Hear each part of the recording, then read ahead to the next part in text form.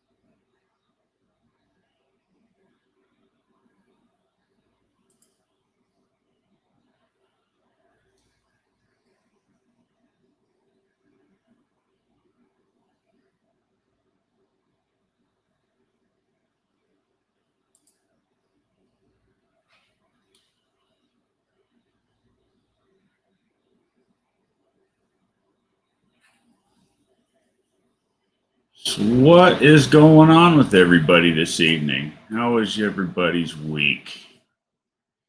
Kind of a busy one around here.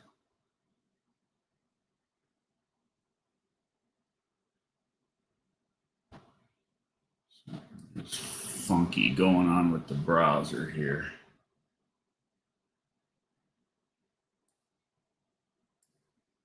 Give a second here to figure this out.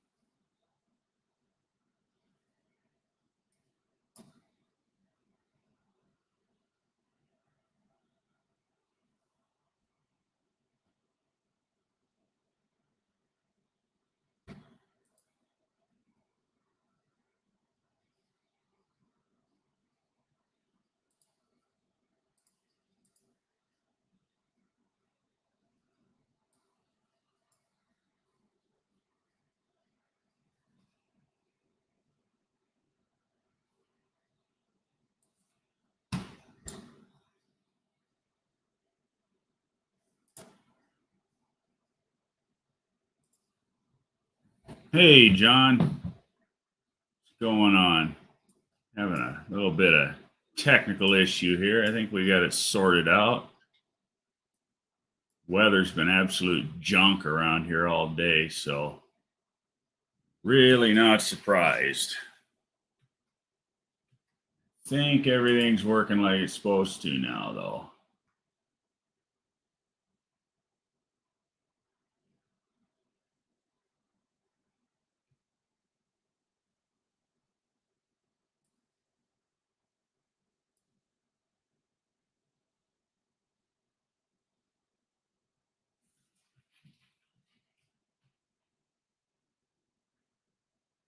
You might be the only one that's going to come in and watch tonight, John. This one seems like it's kind of dead.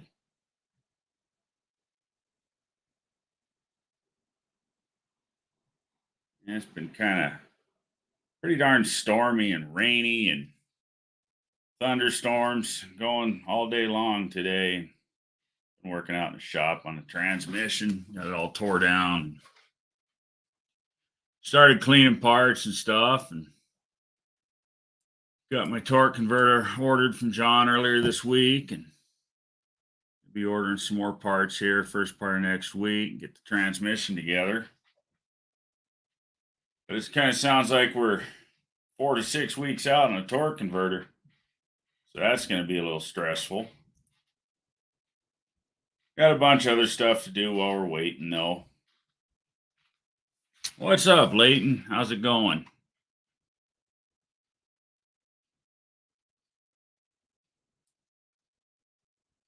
Wonder if YouTube just wasn't pushing this live or what? Like nobody knows about it. There's kind of a dead one tonight. Doesn't usually happen this way.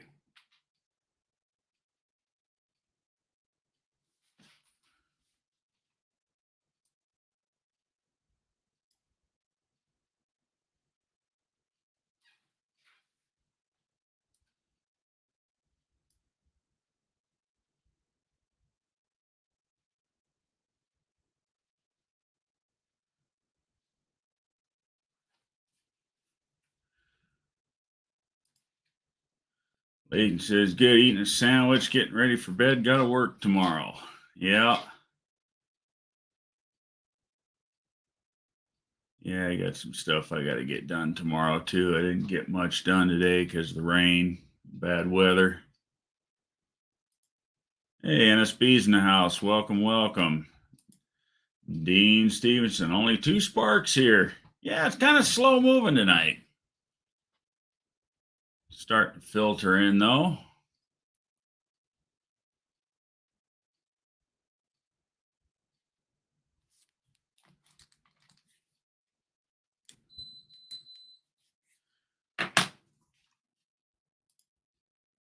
Don't know, we'll see just how long we can make it tonight if the weather doesn't screw things up for me. So far, it seems like the stream's working all right. Leighton says mosquitoes keep me from doing anything once I get home from work. Yeah, mosquitoes are a bummer.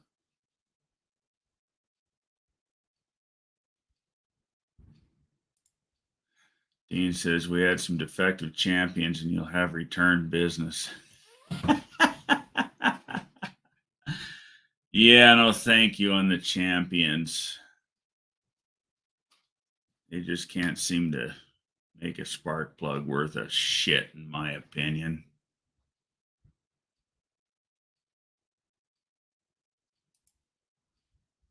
Got rice around the house this year.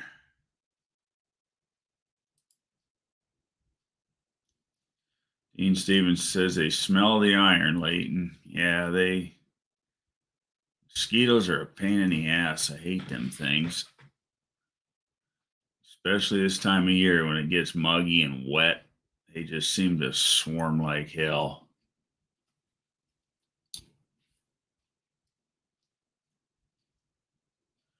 We're starting to get some people filtering in. That's good.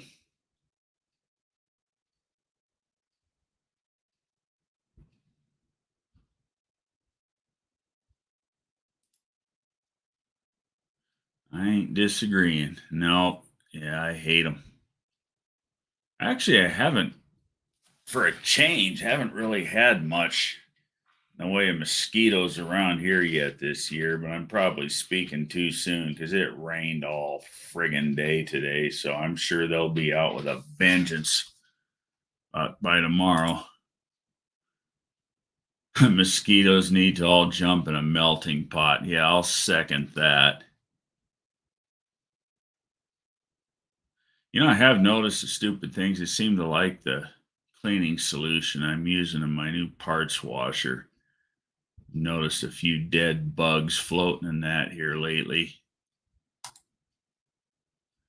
It's that yellow degreaser from Harbor Freight. I'm actually pretty impressed with that shit. Let's see. Dean Stevenson says you should have an intelligence test to let people in your lives. I wouldn't pass. Oh, I don't know about that.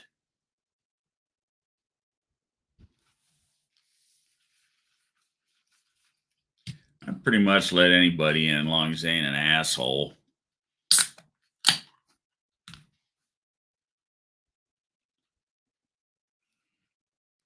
It's all about the chit chat and bullshit and talking cars. We usually have a pretty good time.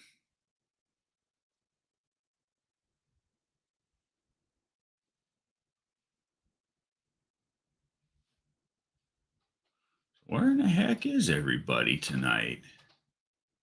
It is kind of a dead Friday.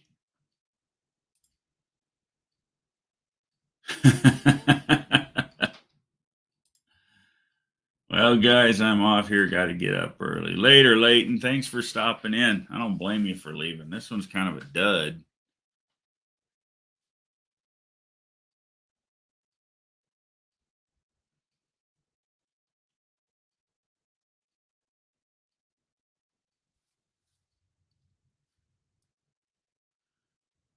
Cousin Mike's in the house. Howdy, howdy. Thanks for stopping by.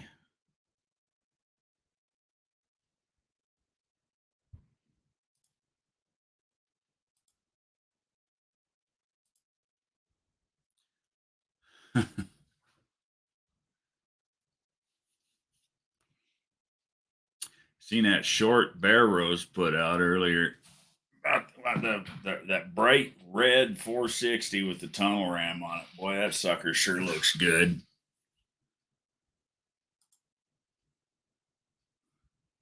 One leaves and the other shows up. That works.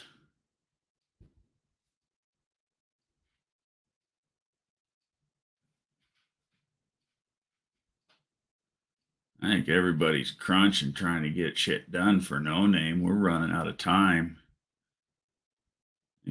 John said earlier, 54 days to go. So, yeah, everything's got to get buttoned up, get ready, get tested, get done, get on a trailer, and get on the way. Short time to get there.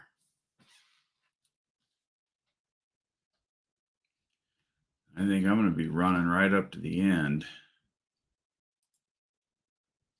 Yeah, needs an HEI and Bridgeport aluminum weld tunnel ran up.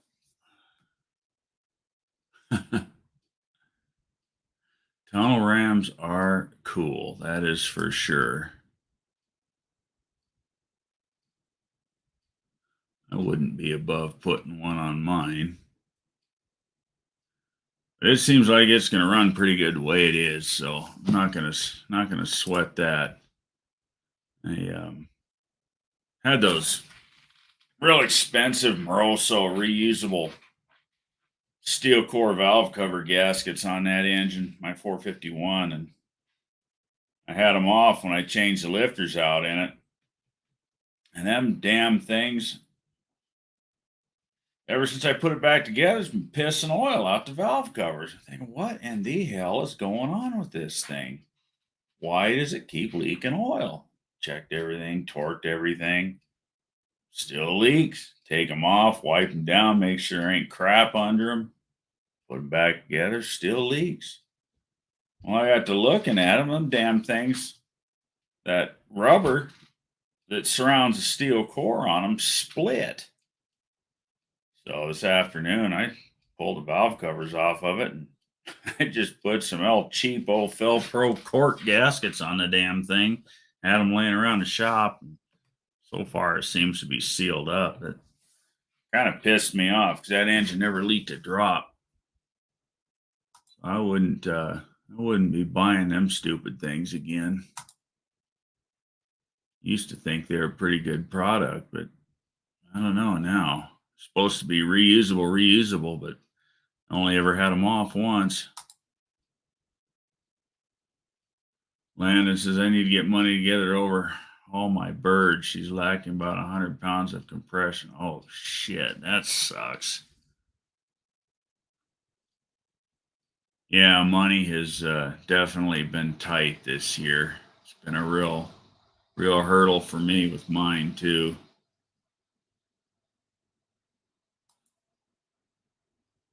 Microtexture shot blast. There you go.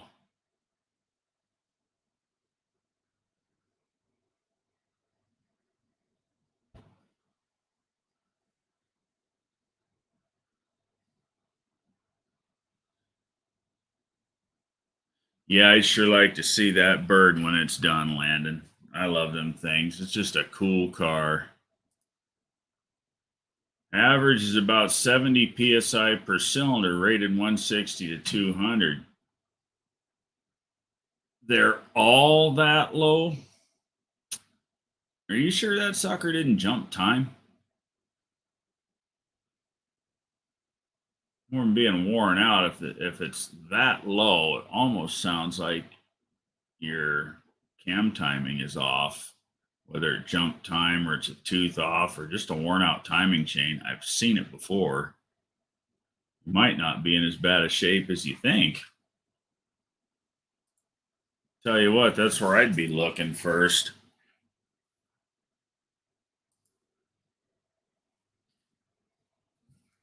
Yeah, for them to all be that low like that, runs fine and ain't burning oil. I think I'd be looking at your timing chain, brother.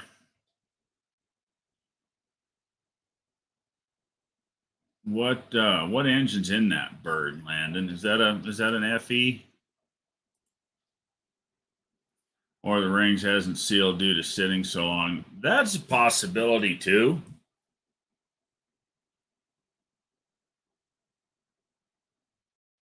Because if it runs good and it ain't burning oil,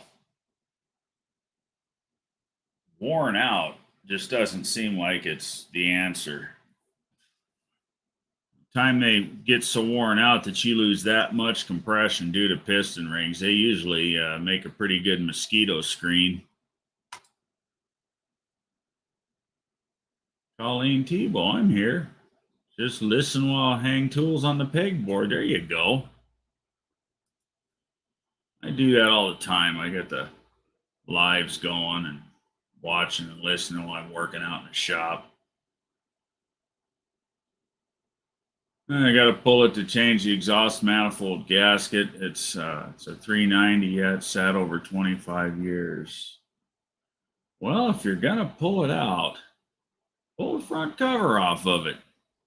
Take a look at the timing.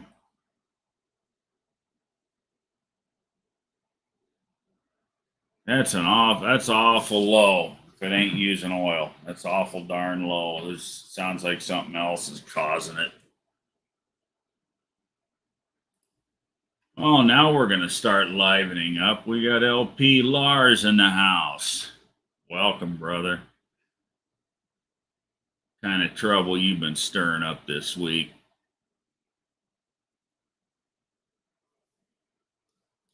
See that trash truck's coming along nice.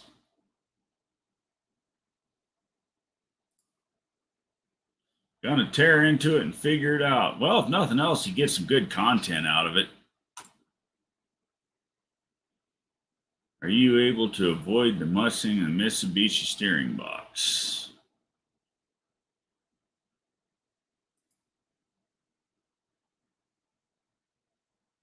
Freshen it up, then you know it'll run like a new one. Yep.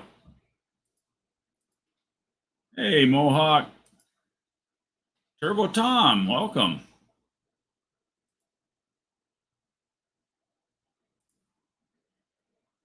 I like Ginger Ninjas where JB's at, LP94.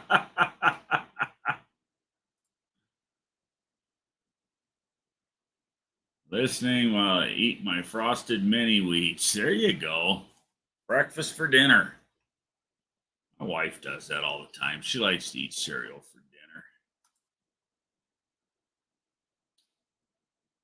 dinner. ASO is still alive.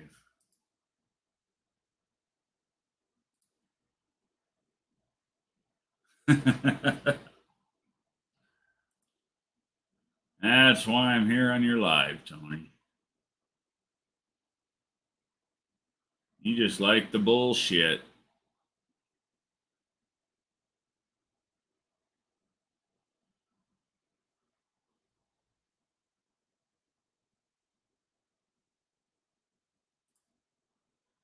Brother Bear's in the house. Welcome. Boy, that big block sure looked good in red. I like that paint job. Mohawk, gotta eat your Wheaties to keep up with me, says Landon.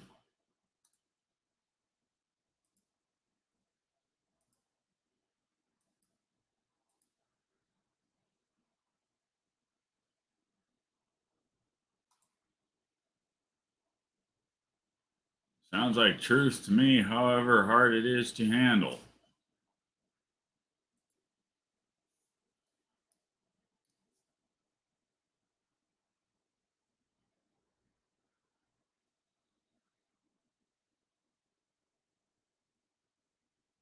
How far off are you, Bear Rose, from getting that big block stuck in the car? That is sure going to make that engine bay look nice.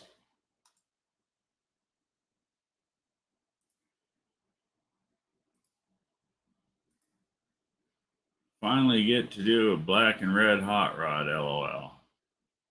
Yeah, that man, I saw that short this morning. I thought about that sucker most of the day. That was just a good looking engine. All painted up in red with that big tunnel ram on it. That just looked awesome. Possibly next weekend. Nice. Be cool to hear that sucker run. Gonna look great. I agree.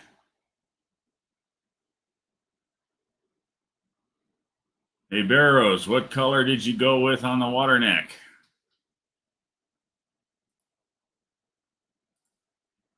All right, Mopar people. Hey Tony. Hey Mopar Joe.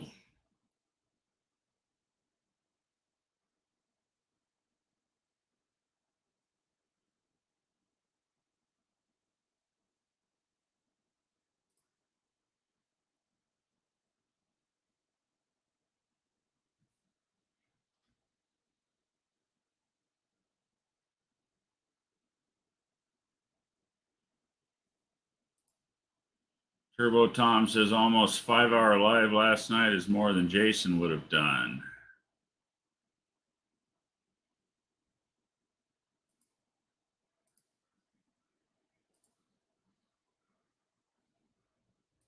Everybody's saying hi to Mopar Joe. So far, it's a toss up between aluminum and red. I would paint that sucker red. I was originally going to paint the water neck same blue when I did the rat rods 428. However, after I had it all painted up and nice, ready to put on, I installed the thing and the stupid thing cracked on me. So I ended up having to go get an aftermarket aluminum one, and I was just so pissed off about that. I didn't even bother to paint the thing. And being on aluminum manifold, it looked good. But that blue one really looked nice. It gave it just that right amount of contrast on the manifold with that aluminum. Oh, Salvage Outlaw says, just Mopar Joe. I just have to mess with you because it was a Ford. Yeah, Mopar Joe is going to be hard to beat. I don't give a damn what any of them guys say. Mopar Joe is going to be a tough one to beat. That's just my 2 cents. Name your son after Walter P. Chrysler. Genius.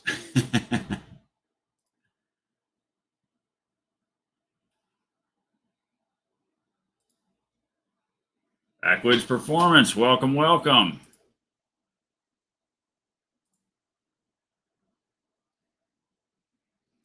Twisted Mopar Dennis is in the house. Welcome.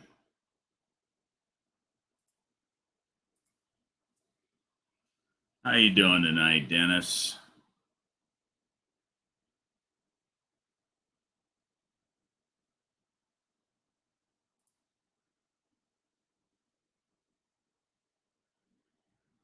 You're the man, Tony. Looking forward to seeing any of your rides there. Well, thanks, Joe.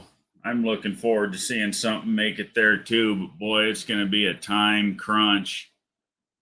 I had John Colt order my torque converter. I think it was Tuesday or when it was Wednesday morning. I talked to him. Tuesday afternoon, I talked to him. He said we're looking 4 to 6 weeks to get a torque converter done. So we paid for it, and hopefully it shows up in time.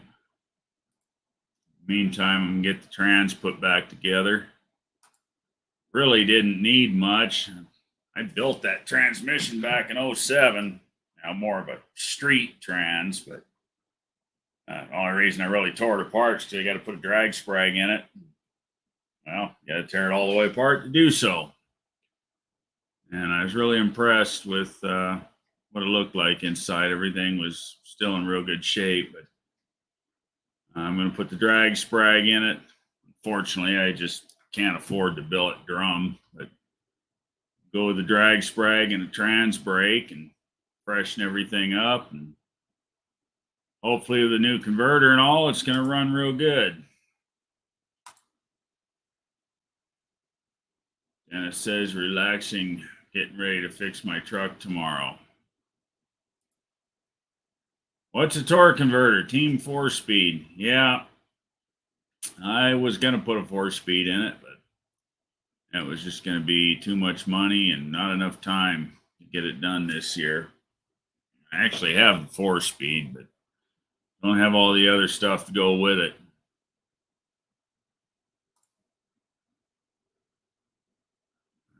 Just have a little too much engine to be putting cheap clutches and non-blow proof bell housings, and I kind of like my feet, so we're going to go with the automatic.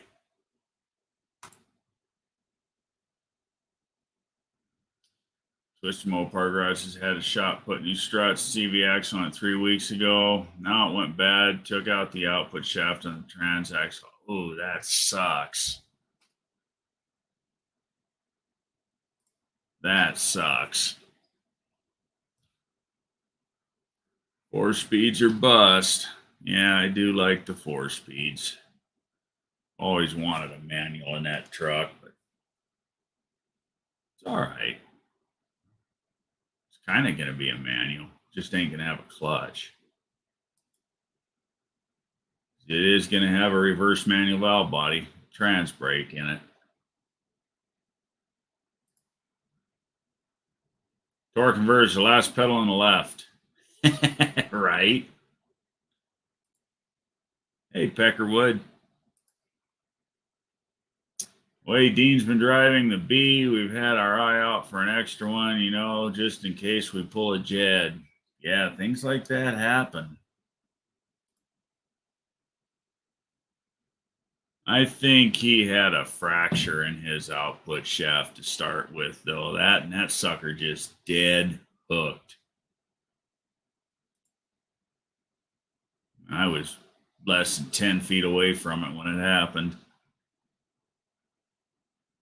ASL says Mohawk 62 today been up longer than last week. John got out the bed to come on here tonight.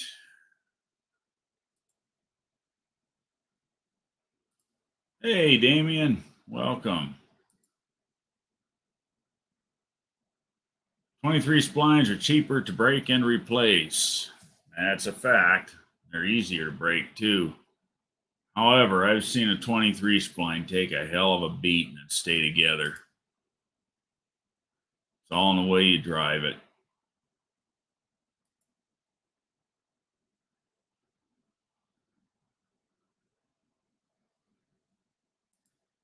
And says, I'm glad I made it so I can at least show up and see what competition shows up. Yeah, there you go. Now you could have showed up anyway, but now you just get to race. Man, that was something. The way you just shot up past your 500.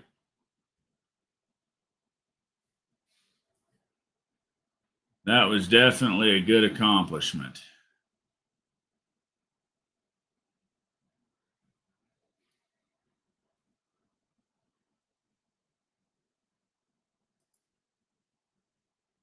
Seen John wanted a list and had to see who all was on that picture, right?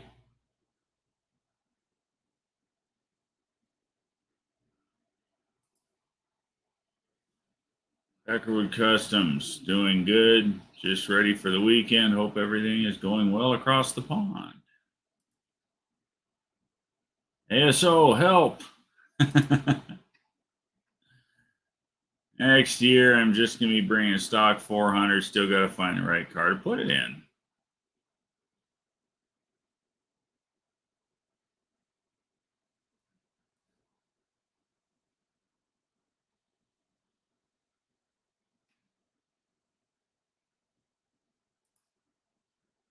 Hey, World of Wood Chips in the house. Welcome. Putting the spring back together from the C30. When it's back together, we're going to do an acceleration video in front of my brother's house with a full load of logs. That'll be fun. Tony, can you tell Colleen 6-liter Starion used an optional Jatco JM 600 4-speed automatic? That shifter will work for her. She was in here, so I'll leave this up for a minute and hopefully she sees it.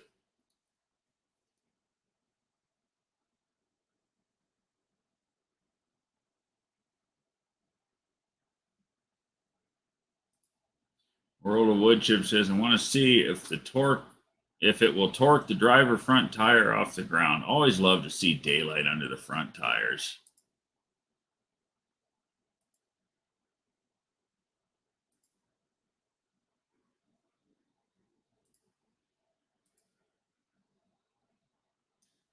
We are here. We are in the swimming pool. Sounds like a good place to be, Wendy. Be nice to have the new bullet in the car. See if we can get close to Redbeard. There you go. That'd be fun. Redbeard, I think, is only going to be faster than he was last year. Man, he is fast. Sure do like that demon of his. That's just a cool car. Everything about it. Right down to the FJB sticker on the back of it.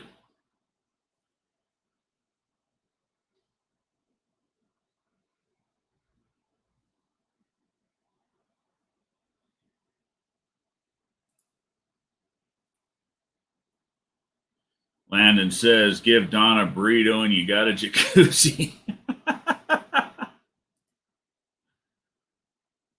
On a gear vendors, just so I can bang OD in first at wide open throttle. There you go. See if you can break it.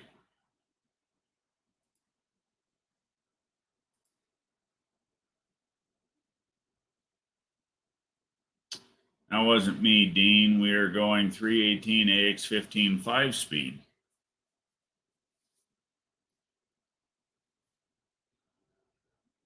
Them AX15s are an okay transmission.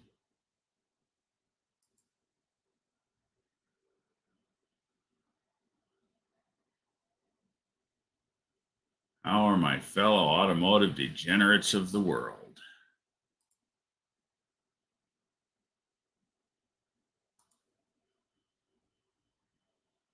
"25-year-old pool and still up and running." That means you've been taking care of it.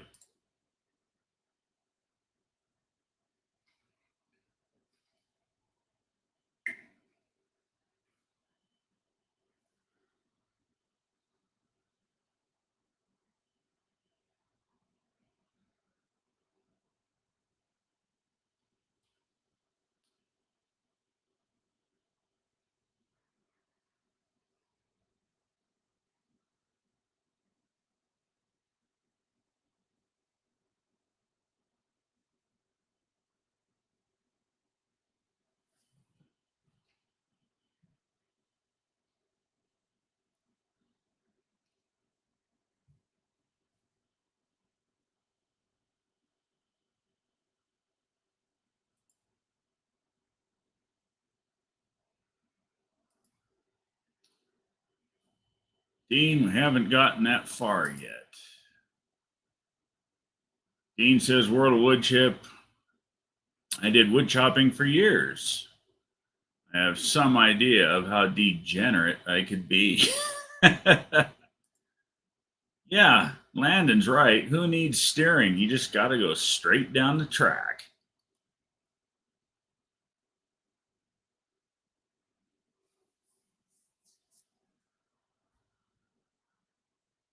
Doorbell's ringing. Hey, Hello. Chris. What's Yes, who? happening, brother? How you doing, Tony? Oh, pretty good. Trying to stay dry. It's been wet and stormy all day today here. Well, it's been hot, and then it was hotter. Yeah, well, that's what it's been here too for the last couple of weeks. But storm stuck around, and although it was wet and shitty, it was actually kind of nice because it stayed cool. Got it cool. Yeah, up north around Moline and that right now looks like they got some pretty hefty storms up there. Yeah, I heard there's a bunch of stuff rolling through. They were talking about that in John's live. Yeah. So hopefully everybody stays safe up there. They're talking about things. Yeah. Them storms up there can get pretty nasty. Yeah. So how you been? What's up? Oh, not too bad. Tearing apart transmission, getting ready to build it, ordering parts. Yeah. Got a little more to add to my stress levels when I find out it's going to take possibly 6 weeks to get my torque converter. We got 54 days till the event. Man. Might have to look in the used market. Yeah, well, I ain't got money for that now. I already paid for the new one. Oh, shit. Yeah. But yeah, it is what it is. Where's it coming from? John Cope. Oh, okay. Yeah, Cope's getting it from PTC, is who he has to his converters. But yeah. I'm gonna get a valve body from him and put the drag sprag in it, and unless something breaks here, I ain't gonna be able to afford to put the drum in it. But I think with a drag sprag and right converter, and if I'm careful, I'll be all right. Hey, Mohawk. Tear it down, maybe over winter and put the drum in it, the billet drum. But yeah, I've never blown one up. I've seen lots of them blow up. I know what causes them to blow up. Yeah. But that you put the good sprag in it, and that low band apply is a big deal when it comes to not breaking a sprag. Yeah, this here's for NSB and Mohawk.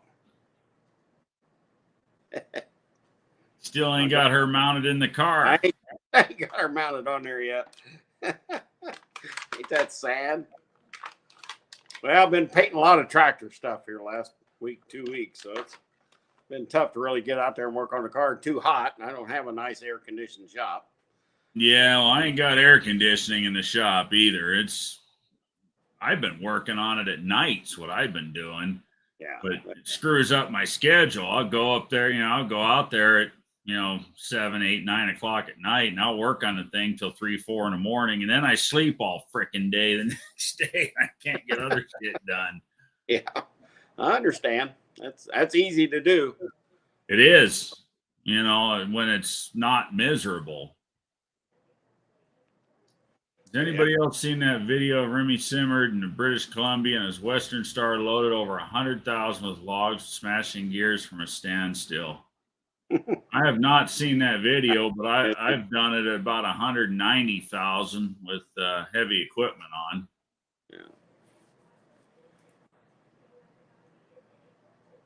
Yeah, put a D9 on a 9-axle. That's a load. Yeah. Well, these tractors and stuff these farmers are getting heavy. Yeah. Most people don't realize them 4-wheel drive tractors are getting upwards of 100,000 now. Yeah. Easy. Busted Radio. Chris is in the house. Welcome. Thanks for stopping by, man. First responder. Oh, yeah. Looks like the whole gang might be in here, huh? Yeah, it took a minute. I don't get to see the comments. I could, get into that and look at it, I guess. But Yeah, I'll I see try to. That's why I try to click them up on the screen, so some of the guys that don't get to see them can see them that way. Yeah. I don't know how long I can stay online. This Wi-Fi I got and the cell phone I'm using is not real good. I keep saying I'm going to buy a new cell phone. I haven't done it yet. I'm lazy. I'm lazy. Plus, Yeah, got to put all them passwords back in a new phone and try to remember them. And right. Yeah, new phones are nice, but setting them up can be a bit of a pain in the butt. yeah, I could lose a lot of stuff, And Yeah. I hate that. I got a bunch of old phones in a drawer in there, and it's got a bunch of pictures in them, and I hate to lose the pictures, so I fire them up every once in a while just to see the pictures. Yeah. Well, what I usually do when I get a new phone is I'll plug the old one into the computer and I dump everything off of it right onto my computer. Yeah.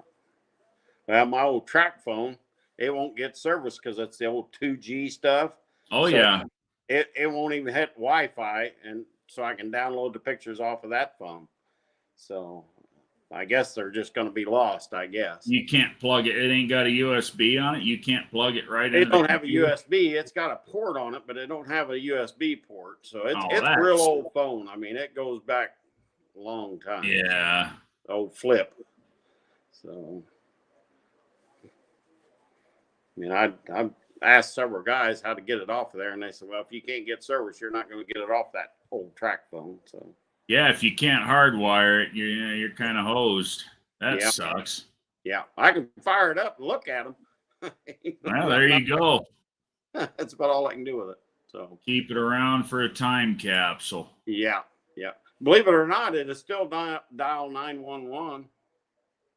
Yeah, I think most of them will, with or without service. They can make those emergency calls. Yeah, and it don't matter where you're at. That 911 call will go through. It's right. It won't have service going anywhere else, but yeah, it's funny they won't. Yeah, and well, as a matter of fact, most of the carriers won't even allow 3G to work anymore. Yeah, getting bad. And my service, since they went to 5G, why I've lost so much service area. Yeah, me too. I well, actually, 5G is not as strong as the old 3 and 4. Right, right. It comes out of that fire and drops off real fast. When that 5G works, it's fast, but 90% of the time, I'd rather just have 4G because it's faster and more reliable. But it's still got to go down that tire and hit a hard line somewhere. Yeah, so exactly. Still do that. And it's got to hit your local provider. And around here, it's Frontier Net. And Frontier Net's, notable bad for being bad. Yeah, I never heard of them. Nothing good. I had nothing worth hearing. Yeah, I had internet when it first come out when I lived in another place, and it was Frontier Net. The best you had was the old ICQ system. Oh, shit. It's like, wow. Busted Radio Chris says, I've worked on my junk all day. Uh-oh. Well, it can't be junk no more if you worked on it all. Yeah, right? Can't be junk no more. It's progress. He likes to have words with his cars, though. Got a kick out of that one video he did when he was throwing shit across the shop and yelling at Linda, arguing with her, and that was a good one. Yeah, you got to have patience, and you got to love them. I mean, you got to go out there and rub on them like a girl and take good care of them, Oh, yeah. That usually works best, So, I mean, I go out and lay hands on mine every once in a while. Right. So. Mohawk says, can you put a SIM card in it, Dennis? SIM card in what? I'd be willing to bet he's talking about that old flip phone. Oh yeah, that old track phone. It's got a SIM card in it. Got one of them great big ones. Yeah. They are good until the next event is over. LOL. Yeah, that's usually how it goes, isn't it? Yeah.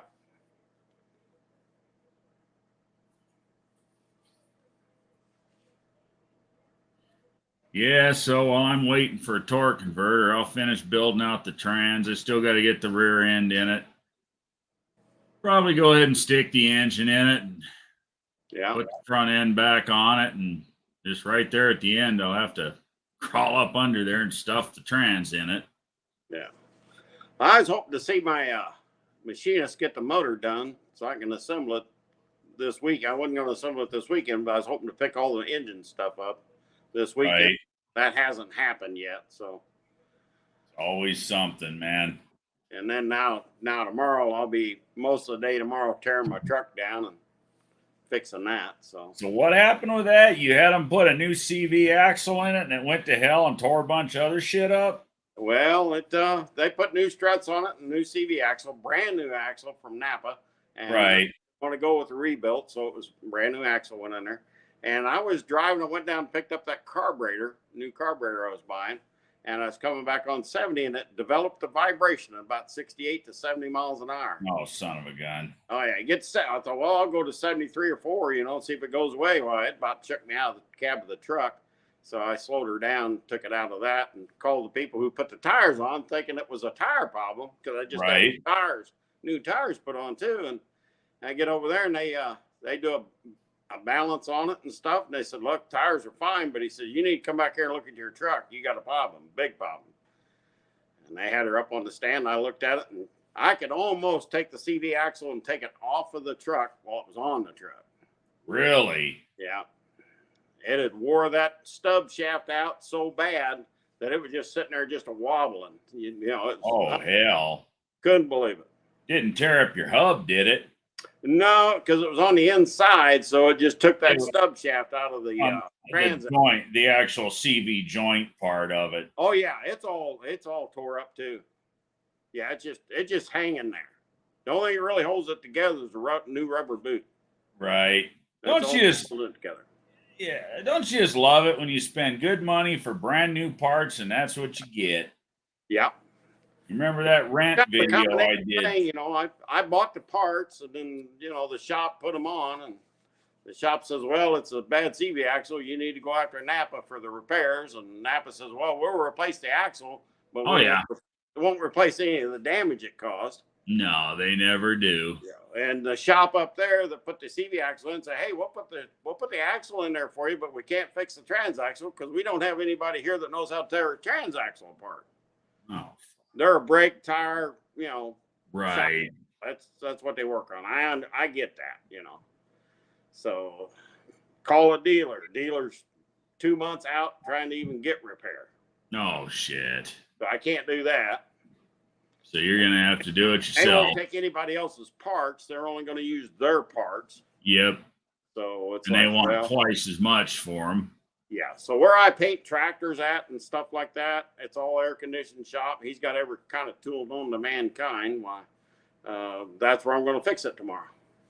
I'll be in AC and I'll be up there all day. I might make a video out of it just to show everybody what happened and stuff. Yeah, it'd be great content. That's what I'm thinking. I hate to do it like that to my own truck, but it might be some good content. I might be able to hold the camera there and watch this transpire. Yeah. So good, bad, ugly part. But people like carnage. It gets views. Yeah. And it doesn't matter what it's on. I was fishing in a core tranny the other day for just for parts, see what I could get out of it. If it was any good. And I did an 8-second short. I pulled the transmission open and found the input shaft had stripped. It didn't strip the shaft, but it broke the center right out of the hub. It was a first gen. I'm brain fart. 42R or 46 RE, 46 RH from behind a first gen Cummins, a non-lockup one. But anyways, it twisted it busted the hub where the input shaft presses into the input hub on those. Yeah. And I did a quick, it was like an 8-second short. I said, well, we know why this guy didn't make it home.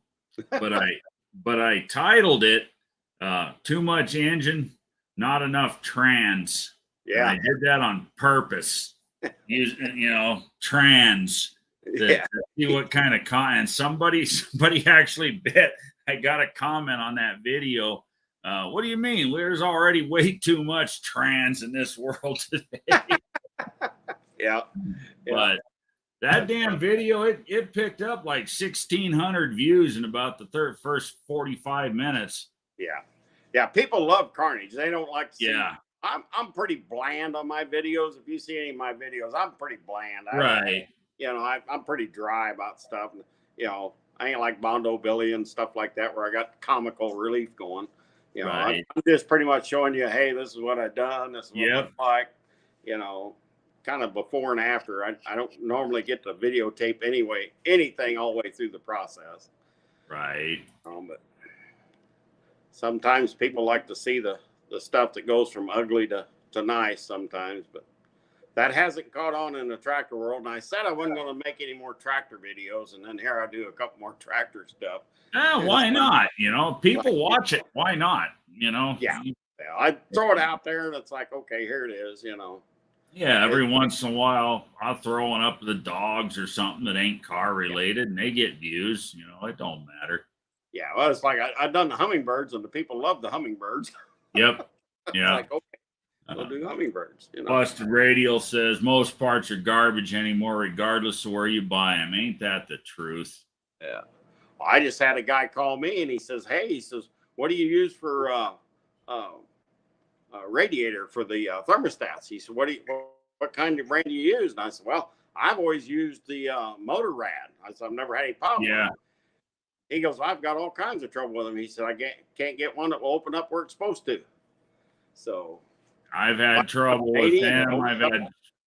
Opens up at 210. I said, well, I don't know. I've had them work good. I've had trouble with them. I've had stance that work good. I've had trouble with them. It doesn't matter. No, it's only thing I can tell you to do is take them home, throw them in boiling water, and see when they open. That's the only thing I can tell you. Yeah. And if it ain't right, take it back and try another one. I have no answers for that anymore. It used to, you had to. I drill a any thermostat I put in, I'll drill a 3/8 hole in them suckers anymore. So yeah, we've all seen it, and we all know what the problem is. It's all this overseas junk, and nobody cares. There's no quality control, and nobody cares. Yeah, nobody cares, and they make them by the thousands. So they say, okay, well, you'll eventually find the one you want. We'll just keep replacing it free. So you bring it back, we'll replace it free with another one, and then the other one might be the one you need. You don't know. Yeah, well, okay, so they replace it free. Your time ain't free, the coolant ain't free. None of this shit's free that you lose in the process. Yeah, exactly. It's like that rant video I did a while back. I was working on one of my customers' dump trucks. I put a reman starter in the thing, and then some bitch shorted out and ruined a battery, melted the top out of the damn battery. Yeah. And, I'll give you a good deal on a battery. It was $30 more than I buy batteries from my normal wholesaler for. It's like, that ain't screw you guys. So it's kind of like that golf cart, that golf cart. I've been messing with it, and I ended up ordering 2 controllers for it. The first controller wasn't no good, but I called the guy and I said, hey, this ain't working. I bought one that does work and it's fine. So I said, yours got to be bad. And he goes, well, once you plug it in, it's all yours. So yeah. So there went $500. Just might as well set it on fire. Right. Yeah, and they don't care. Yeah, they just don't care. There's no accountability. No. It's gotten to the point where it's damn near legal just to take your money and run. Well, Jesse James had a gun, Yeah. So I get. Yeah. This is a little over a minute. Yeah, this won't get any better. No. Unfortunately. Mean Street Mopar's in the house. Welcome. Busted Radio Chris says, I get about a little over a minute for a brand new set of tires so I can put on a show for 3 minutes. Nice. That's a lot of smoke, man. I think old Brian at Dust Devil, I think he's going to be putting that rear end back in. I helped him get that set up so it actually go back in. The drive shaft's there. Oh, You just got to get U-joint. So nice. he should be. It's awful hot down there in his shop, so I'm sure he's not doing nothing there right now. But Right. he should be flying together with that come this next week or maybe Sunday or something. He should be flying with that. Cool. So, Did he try to help did he as much as I did he go with the bigger U joints or the 1350s or just the factory ones? I don't. I don't know what he's going to go with. I don't know. I mean, he's not a real big high horsepower deal, so I know, he could probably run the standard for a while. Yeah. Fine with him. If he was big horsepower, I'd say yeah, you probably need to upgrade.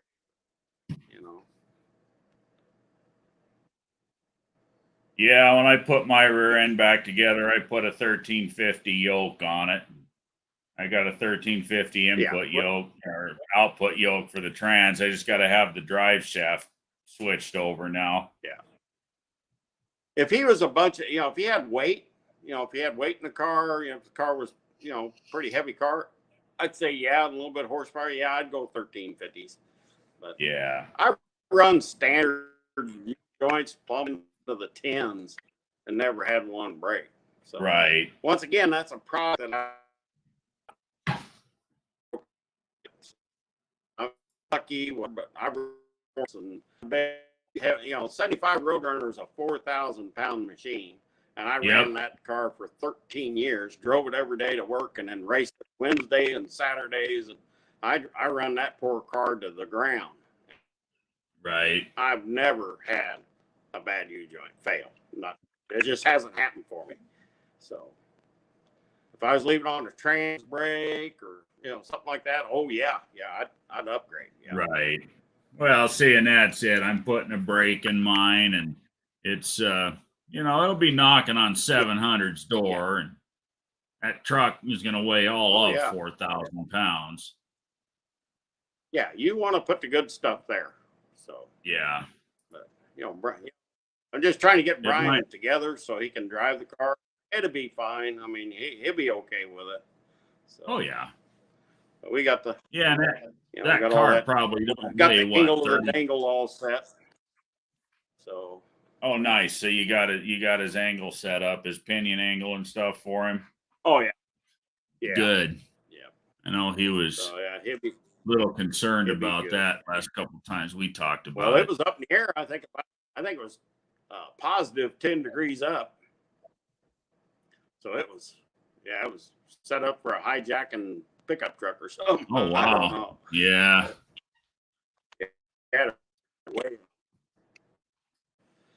My video is starting to get choppy. Out of here. Yeah, you're breaking up real bad. Oh, he's gone. First responder Damien says, China isn't the problem. We spec everything from China. They build it to our specs. If they don't, it's very bad for their name. I've bought direct from China. I can tell you for a fact it's not China. Interesting. I still don't like that we import everything from over there. We need to bring these damn jobs and manufacturing and independence back to the country that we live in. Getting hard to enjoy wrenching. I don't mind doing the work. I just don't want to do it again because the part was junk. They can refund, replace, whatever, but I'll never get that time of my life back. Exactly. That's exactly what I was saying a minute ago. You nailed it there. And it's a piss off. First responder says, did you position a grease fitting to the pressure side or the pull side?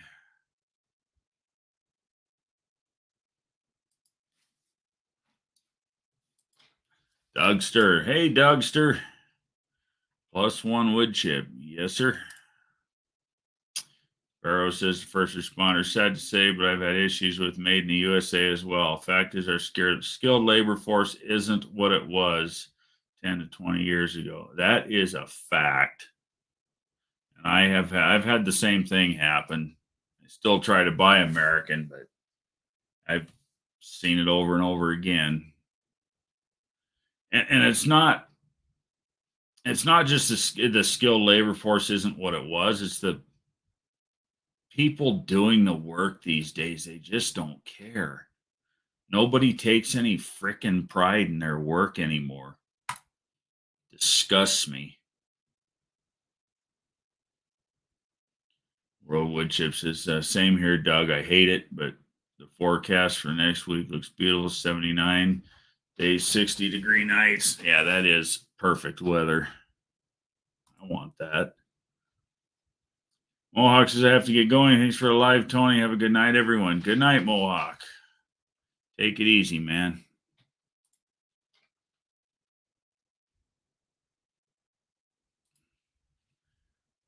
First responder says, it's fucking sad we have to import. That's no shit. And the truth of the matter is, we don't have to import. People are just too goddamn lazy to get off their asses and do the work. What's even more sad is it's cheaper that way still with all the restrictions here. Yep. Yes, they don't care, Tony. Absolutely. Yeah, that's it. There is just no fucks to give anymore.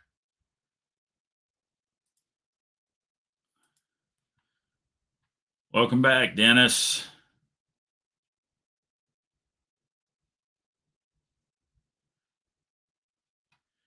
Yeah, it's pretty sad to say the industry in this country has just been completely derailed and run into the ground. Political climate that surrounds it and everything else. It just we need a change. Dougster says, so the 5 new tires we bought for Lady Dougster, Super Beetle, stock glorified motorcycle tires. My Valkyrie has bigger tires, or Taiwanese chicken lo mein flavor. It was $530. I know. Cooper Cobra, 275, 60, 15s. Them damn things are $200 a piece.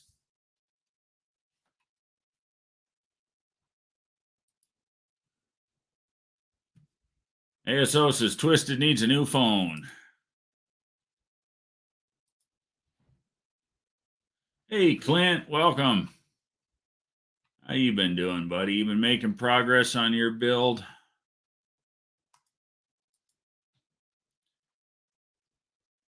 Twisted Mopar Dennis says, we allow it, sad but true. And that's 100% on the money. Barrow says, it's all about making the stockholders happy. Last big company I worked for fired everyone there that had been for over 10 years to bring new part-time employees they didn't have to give bennies to. Yeah, you see a lot of that.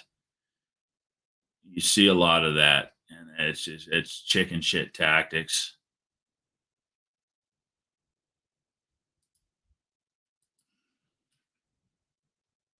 I mean, I'm all for capitalism, but you got to draw the line somewhere.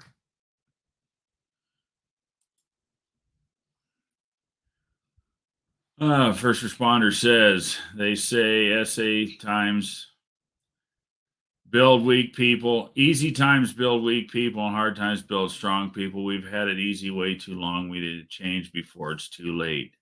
Absolutely. You are absolutely right. We've had it easy way too long.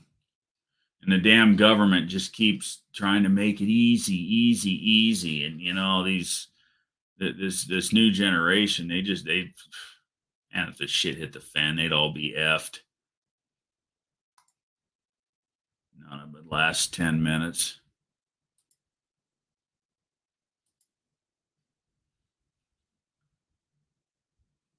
I look at Holly's quality now that their stock went public. Yeah, exactly. That's just one example. Cooper tires is all I buy. Yeah, good tire, but man, they're not cheap anymore. Yes, I do need a new phone when I'm not boiling to death.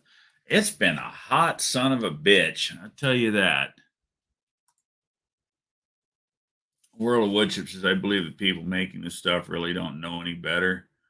Example, if you're making thermostats and you have no idea what this thing is or what it does, how do you know if you made it wrong? That is a very good point. And that's on the manufacturer. That the manufacturer should be training its employees on what the hell they're working on. It's a very good point. Twist Mopar says, I went to AT&T store to buy a new phone. They said they don't sell new phones. What? What the hell is this world come to? They don't sell new phones? A cell phone service with a phone. Interesting.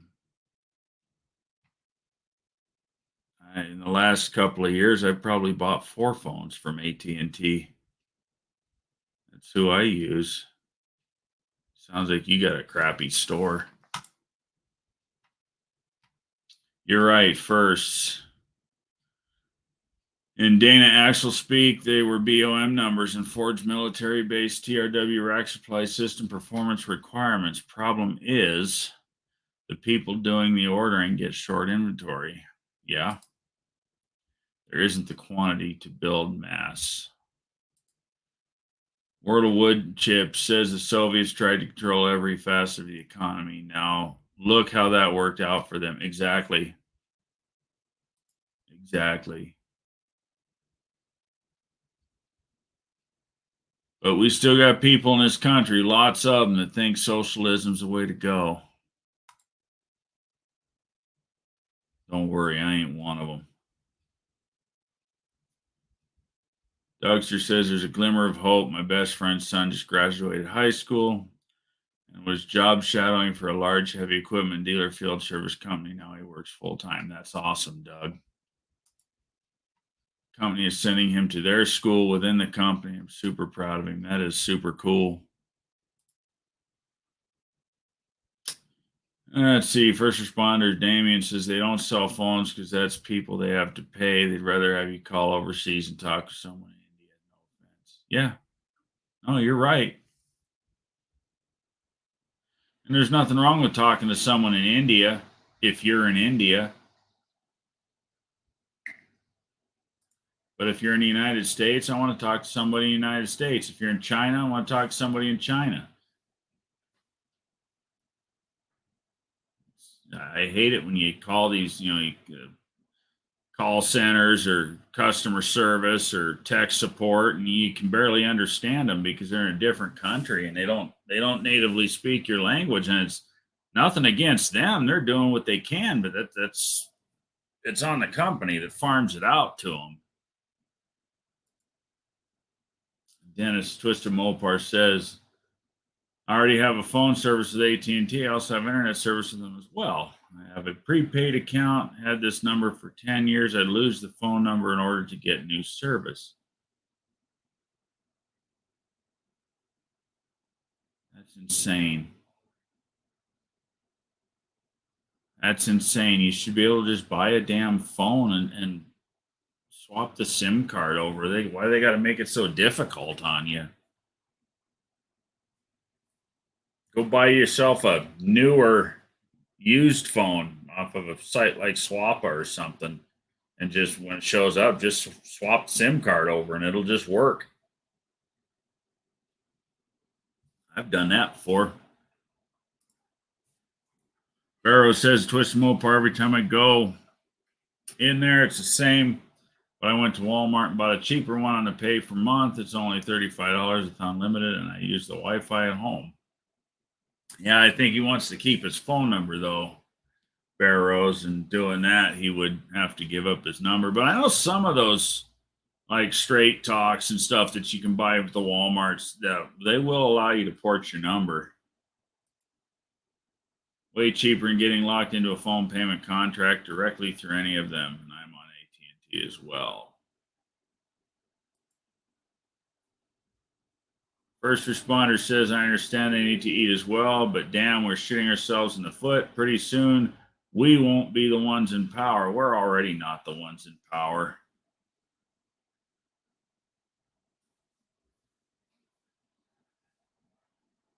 It just boils my blood. The ones in power are the damn elites.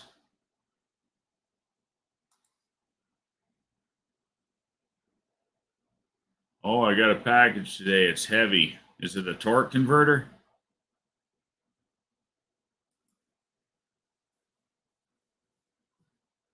Mine is the Go phone service, very similar to that.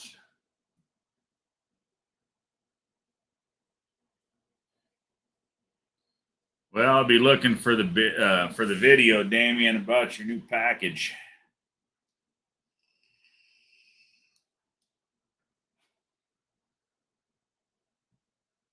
If it's heavy, it's got to have some fun goodies in it.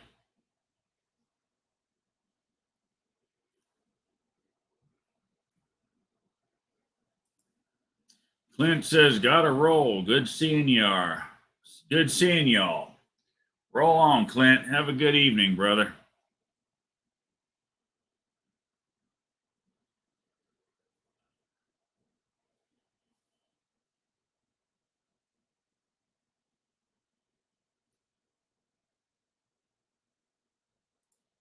Barrow's Garage says, "I kept my number because the pay per month plan is also AT&T. The wife has a regular service plan through them, but I break too many phones for a spendy one." Yeah, that's what I was saying. I thought a lot of the time you can keep the number when you get a new phone. You just gotta be careful what you buy, and it'll usually work for you. Make sure you read all the fine print in the box when you buy the thing. But most of them will let you port your number.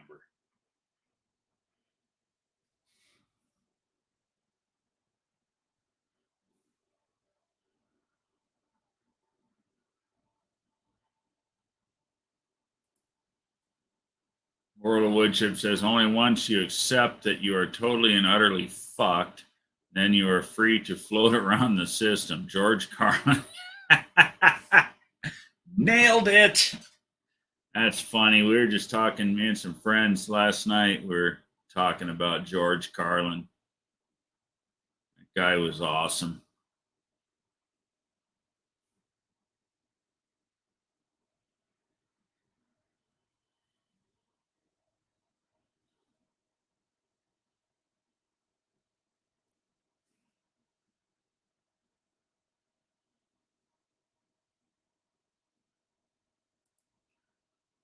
Barrow's Garage says, "My first videos are actually done on a flip phone. I didn't go with a smartphone until about a year and a half ago." No shit, really?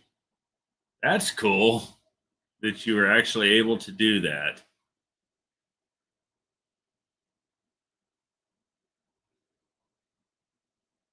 Wow, I think I graduated from the flip phone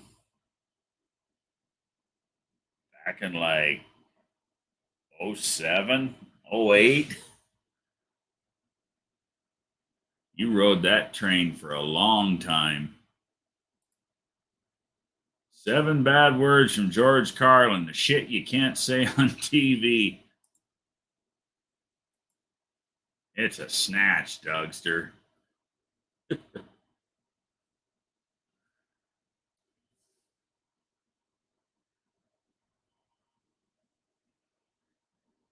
Yeah, it'd be fun. I'd throw up some Carlin clips, but YouTube would probably have something to say about that. Copyright me or something. Good thing about doing it that way, I only had enough memory to do a 5 to 10 minute video. I had to upload it to my laptop. There you go. Carlin 7.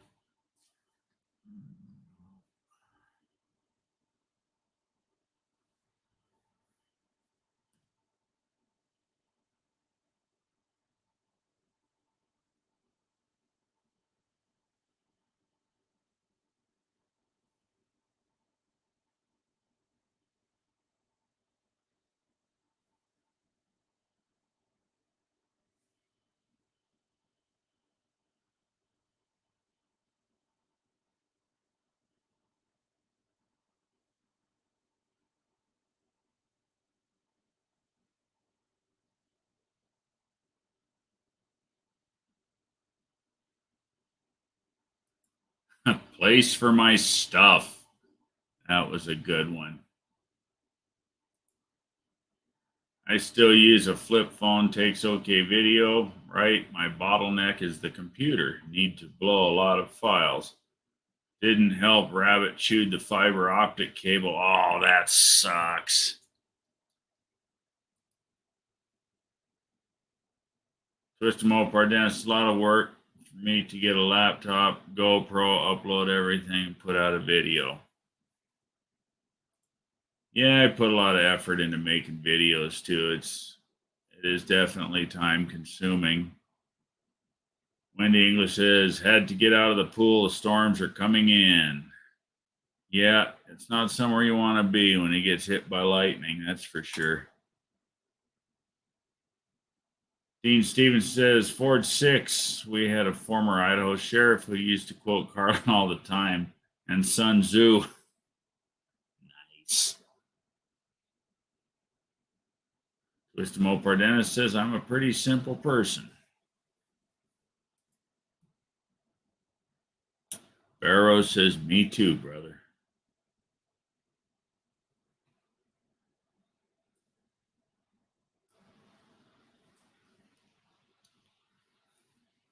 Yeah, the storms are making some racket out there again. Things just been kind of circling right over my house all day.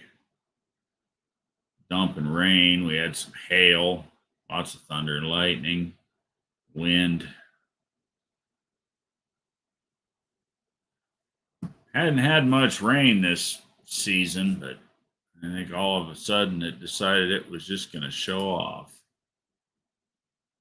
Twisted Mopar Dennis says, but I sure piss people off. Sometimes that's fun. Dean Stevens says, my favorite was his fridge, the noble life, live too manly. Right?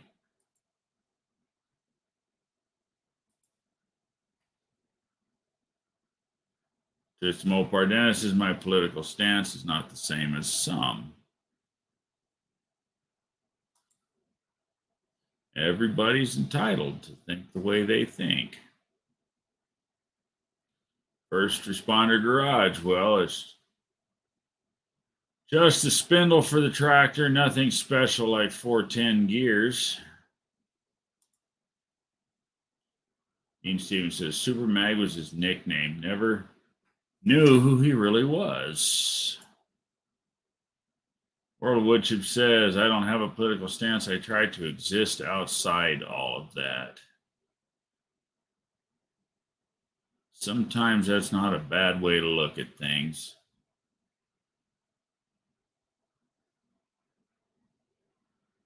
There's an awful lot of bullshit going on these days that needs addressing.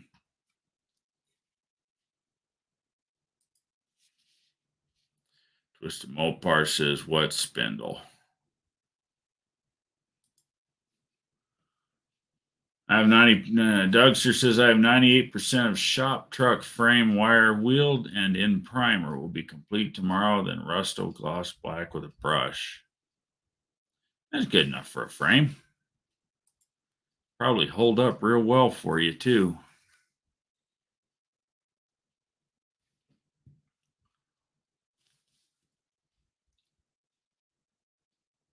Dean Stevens says, me too would chip, but I do define it to others in simplistic terms, right? Like yes or no answers, it's hard for some people. Some people, yes or no is hard to understand.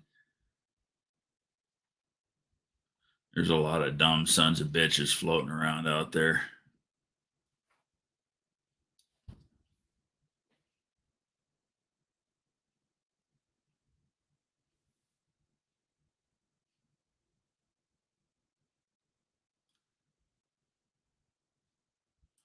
World of Woodchip says, turn off the news and study history. Absolutely. I quit watching mainstream TV and mainstream media news a long time ago. All it does is pisses me off. You see right through the lies and bullshit they spew.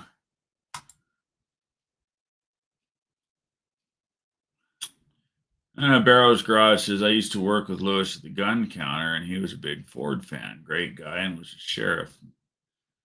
And was the sheriff up in McCall, Idaho. Cool. Trained to be dumb SOBs from the last university they went to. Yeah, I agree with that. These so-called universities or colleges or schools or whatever the fuck you want to call them, they're, as far as I'm concerned, they're just an indoctrination pit.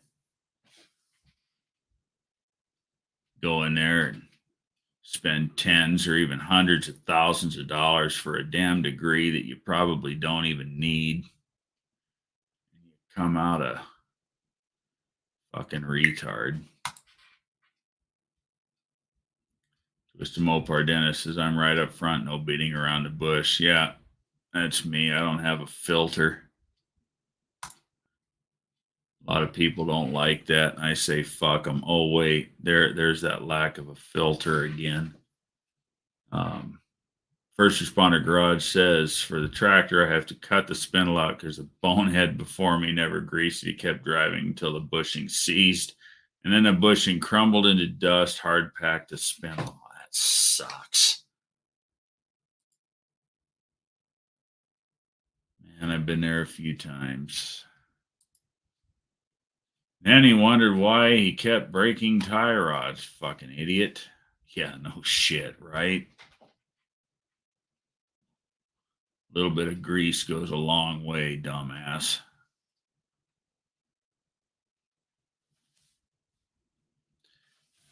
It amazes me how many people that actually work with machinery day in and day out don't have a freaking clue what it takes to maintain it and keep it alive. And they just run it until it goes in the ground. Right on. Yeah, I don't sugarcoat shit. Never have, never will. Lifetime grease.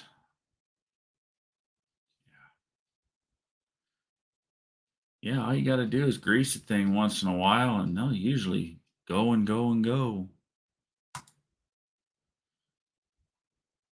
As long as I'm retarded enough to make the electoral college, hey, do what the half-wit Kiwi. Do that with the half-wit Kiwis in.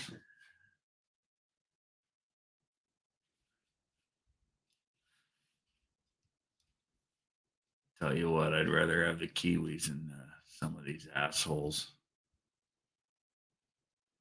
Knowing a lot of you guys are pretty damn good people, Dean.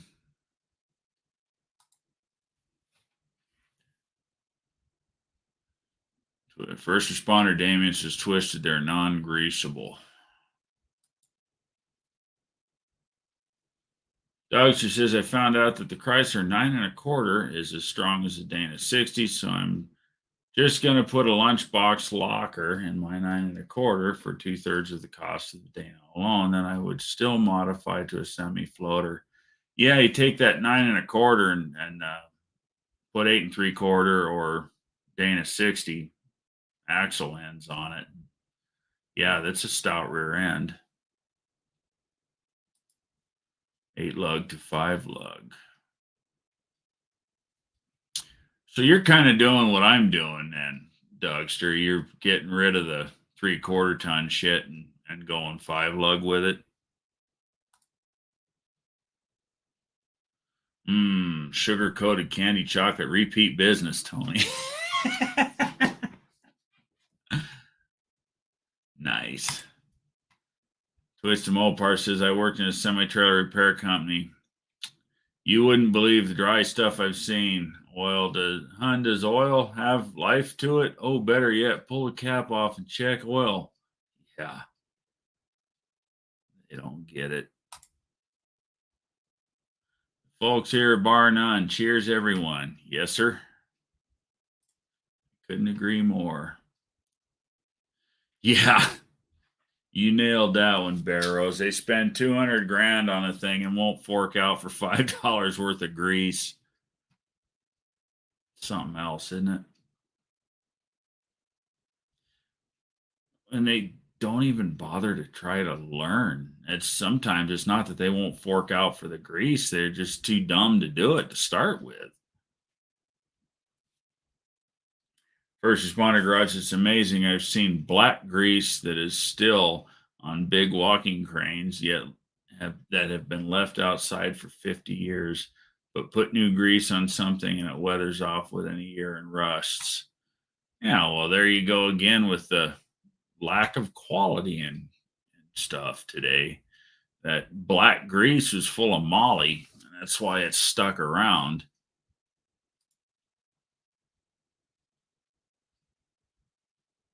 World of Wood Chips is that machine is what's going to feed you. I love the machines the same as the kid working for me. The guys not maintaining their machines are probably the same guys who work their men to death. Yeah, those are the ones that are too damn cheap. Seen a lot of that.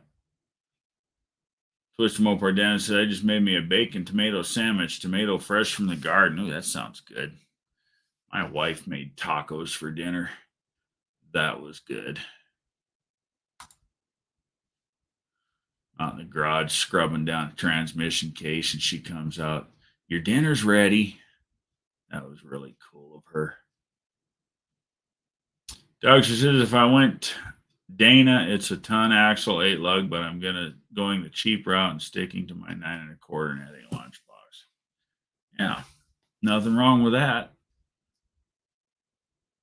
I'm eventually going to cut the Dana down that's coming out from under my truck and put regular semi-floater axle ends on it, convert it over to car style, and it's going to end up going underneath my Charger. This 8 3/4 that I picked up is going to work out really nice under the truck. Twisted Mopar Dennis says, this is why I'm fat, LOL. I'm pretty fat myself.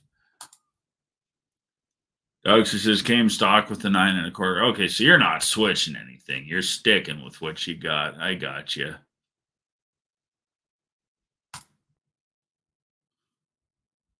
Nothing like a tomato that tastes like a tomato. That's no shit, huh? Some of this produce you get at the store, you kind of wonder what the hell it thinks it is. It identifies as something else. Dougster says a big difference between frugal and goddamn cheap. Yeah, I completely agree.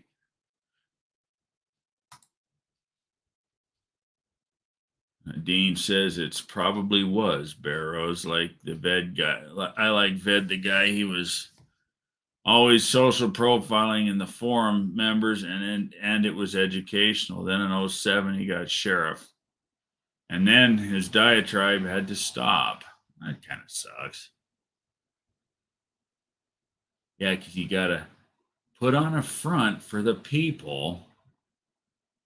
So that's why I could never do any kind of public service because I have no filter. Then again, neither does Donald Trump, and he did a pretty damn good job. At least I thought so. I think that's part of what made him good at what he did was he didn't give a shit what other people thought. Dougster says, amen to the fresh tomatoes with salt in the garden, fresh off the vine. Hell yeah, nice and juicy. I'm a kind of Jane's Addiction kind of guy. That's why we are friends, Twisted. Mater's Workshop is in the house. Welcome, brother. Twisted Mopar Garage identifies a beat up old brown tow truck. There you go. Tow Mater. First Responder Garage says, did you guys see the flange conversion one? Are you talking about a video you put out, Damien? If so, no, I have not. I'm going to have to go check it out.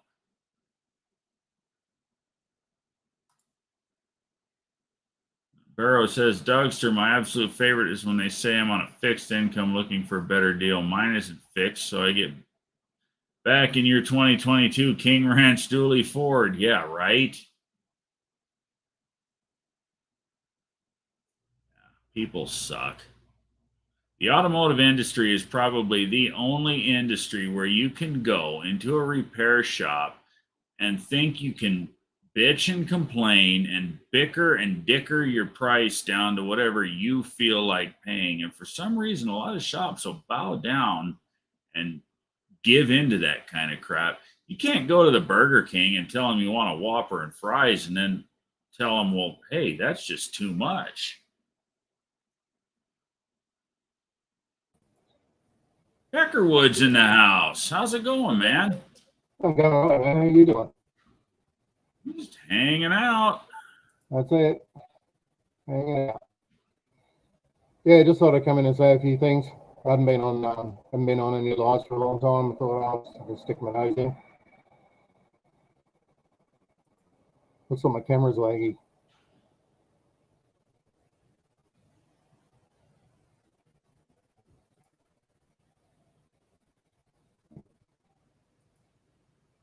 And now I've got no sound. Hey, Barrows, how you doing?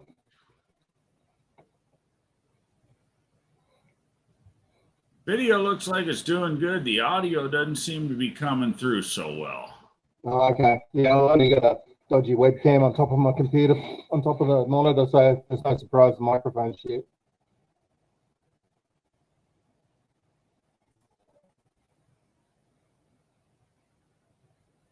Colleen says we need more people with our filters. Mine is clogged and overflows quite often. There you go. Yes, I put one out. First responder says, cool, I'll check it out. Hey guys, nice to see everyone. It's 1:30 here, 1:30 in the afternoon. I think you guys are. Hang on, Tony, sorry. Let's see what's going on here. That's better. Barrows is saying, holy cow, how goes it, Peckerwood? Yeah, I'm good. I'm good. I got, trying to get some motivation to get something done today. It's just after 1 and I've got zero enthusiasm, but we'll see how we go later. So it's the middle of the afternoon there then.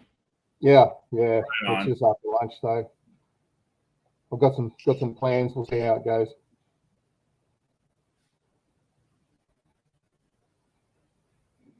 Halfway around the world. Yeah, just getting back to your thing, you were talking about the parts and how dodgy the parts are now. Like, I work in the parts industry, and our industry relies on people that don't look after their stuff. It's the people that don't grease shit and the people that don't service their machines and that sort of stuff. We sort of rely on that to a certain extent, but Right. You see a lot of really dodgy stuff. Also, the quality, like I work for a fairly big importer of stuff that come from Europe. And the quality of stuff from over there, even stuff that's made in Europe, is pretty dodgy. And we need to, you sort of really need to QA it the second time around to make sure that you're sending the right stuff out to people, because a lot of our customers work remote, and if you send them stuff that's no good, there's problems.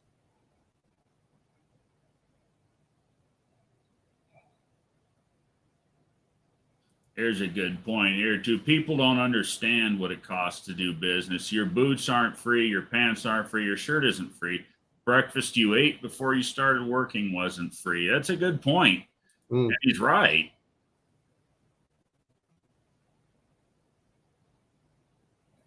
Yeah, he is right. He goes on, your fuel wasn't free, your truck wasn't free, your tires weren't free, your clutch wasn't free, your brake linings weren't free. Yeah, it just continues on and on.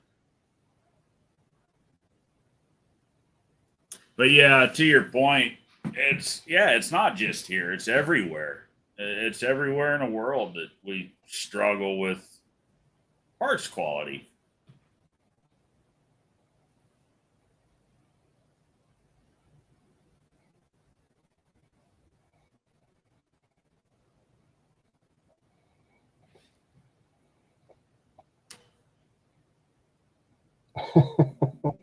That's a good call, World of Woodchip. You're making some good points.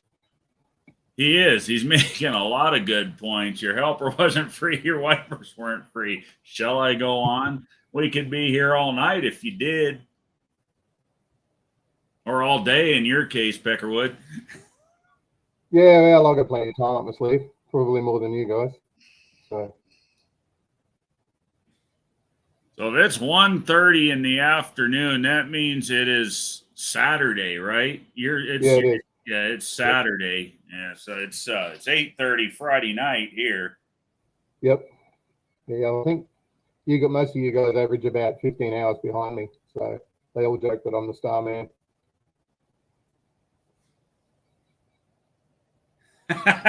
Dennis says air is free and gravity is free. For now. Yeah. I was just gonna say that for now. If they can tax air, that'll be the next thing. Don't say that too loud. They'll find a way to tax it on you.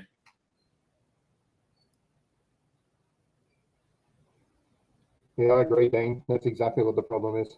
I think there's too much of that and not enough of the way it used to be. That's for sure. So.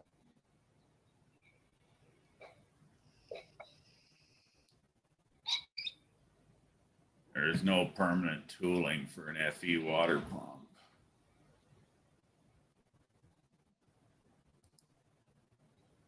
Yeah. Exactly.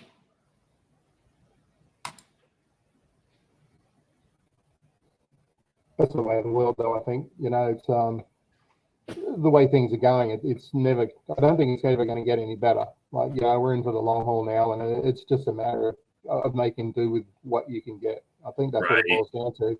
It's pretty sad, really. Like, especially us as car guys, there's nothing worse than having to buy something and modify it to fit. And back in the day, you used to just get something, pull it out of the pack, and put it on. It was done. Right. It shouldn't be painted like that anymore. And it's the same with everything. I've seen some videos now, like even big name companies, Holly, and like I mentioned before, that Edelbrock manifold, that actually came out of an Edelbrock box, and the whole housing seemed like it was bent because no way it was going to fit it. And we've got the added excitement of once we get that here and find out that it doesn't fit, it's $200 to get it back to the manufacturer or where you sold it, where you bought it from, to get another one sent out in another 4 or 5 weeks. As soon as COVID came, the shipping just became absolutely stupid. Like whole cars and parts, like prices went up $100 or more. I sent the BT boys a 3 kilo box and it cost me $60 or $70. Like, it's ridiculous. So it's crazy. And I know over there, don't you have shipping to get products to you is expensive, isn't it? It is from the States. Internally, it's not too bad, but like anything from overseas is ridiculous. Yeah. However, in some cases, it takes a lot less time to get something from overseas than what it would take just to get between cities in Australia at the moment, because the Australia Post system we have is pretty average. The mates were getting stuff out of Rock Auto in 3 to 4 days. Sometimes it was taking 2 weeks to get something from a city in Australia to here. Wow. So although you can get it quicker, you pay out the ass for it. Yeah, exactly. G'day, John. How you going? Barrow says the average shop rate is what, $100 an hour. What they don't see though is you only take home about 15 to 20 of that if you're lucky. Shop rates around here left $100 an hour a long time ago. Most of your general repair shops around here are north of 150 an hour now. Even more than that on like Class 8 heavy stuff. Yeah, we're probably about the same as you, like in that respect, Tony. Most shops will be sort of somewhere between 120 and 150 until you get into the earth moving stuff, and it gets a lot more expensive. Right. However, we seem to pay our guys a lot better. Like the guys that work on forklifts now, probably somewhere between 45 and 50 an hour. Yeah, and that's more fair. Yeah, yeah. And I'm not too sure. Like, I've been talking about it a bit. I've had a look at some jobs over there. I've been talking to some of you guys over in the States about, the cost of living and wages and that sort of thing. And I've had a bit of a look through some of the job ads and that sort of stuff, just out of interest more than anything. Right. And the pays over there are horrific, but I think you guys get out of it a lot cheaper for grocery and fuel and that sort of stuff than what we're paying Yeah. here. Yeah, I will say, at least here in my part of Arizona, most of the repair shops that are getting $150, $160 an hour, they are paying their tax $40 to $50 an hour. Mm. But the shop is still making $100 an hour off of that, and I for know sure. overheads are high, but it's nuts. Yeah. John Wilburn jumped in, said hello, Aaron. Yeah, I saw that. Yeah, I'm sort of following on the chat on the other screen. So, yeah. Twist Mopar says we'd breathe more air, eat less. That way gravity will be less on me. I would not be so fat. Right? Yeah, I ain't got any room to talk. I'm about 270 pounds. I'm a fat ass myself. Yeah, I'm probably a bit more than that.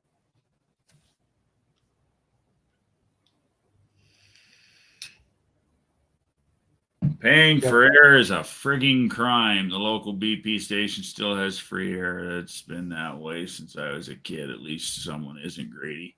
I know, right? I hate those stupid quarter machines. And half the time, well, it ain't even quarter machines anymore. Now you got to swipe your damn credit card in. It costs you $1, and you got to do it twice to fill a stinking car tire. What? You get paid to pump your tires up? Yeah. Yeah, they got these damn machines. And Nah. they just got a stupid little air compressor in them, like one, like the little ones, like for filling up a basketball or something. They don't move much air, and you end up, if you got a tire that's more than about 5 pounds low, you'll end up swiping your card in that stupid thing twice. It costs you $4 or $5 to fill a tire up. Dougster hit the nail on the head. It's a frigging crime, but yeah, that exists, and it exists a lot over here. That's crazy. It's hard to comprehend that. Yeah, that's nuts. It's crazy.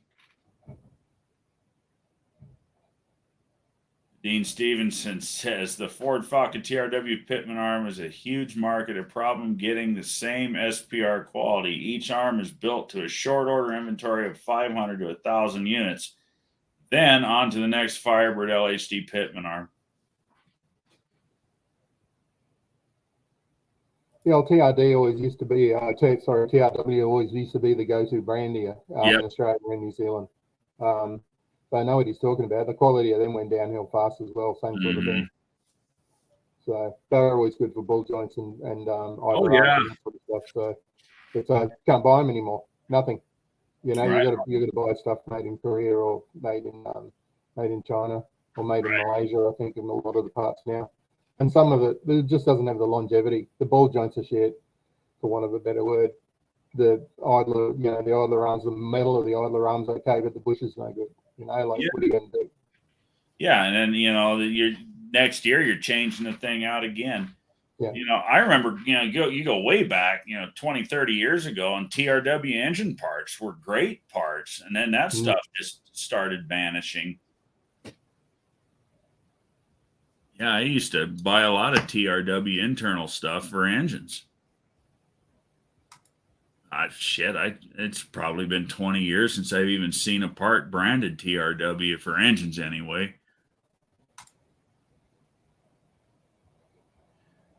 First responder says, Barrows, I charge $150 an hour and $200 if they messed with it. Yes, I'm expensive, but I'm better than the average shop nowadays and faster. I also warranty my parts and most labor. I'm the same way, Damien. And one of my favorite things to say is if you're not willing to do it right, if you want to cut corners or do something half-assed to save money, then you're at the wrong shop. Take it somewhere else, because I'm not going to put my name on a half-assed job. I also have a flat fee of $60 for shop supplies. You know, I used to charge 2% of total ticket for shop supplies, and here lately, you know, when I've been paying $6 and $7 a can for frickin' brake clean, yeah, I charge about 5% total ticket now. And you have to because you have to buy that stuff. You can't give it away. It gets in your bottom line.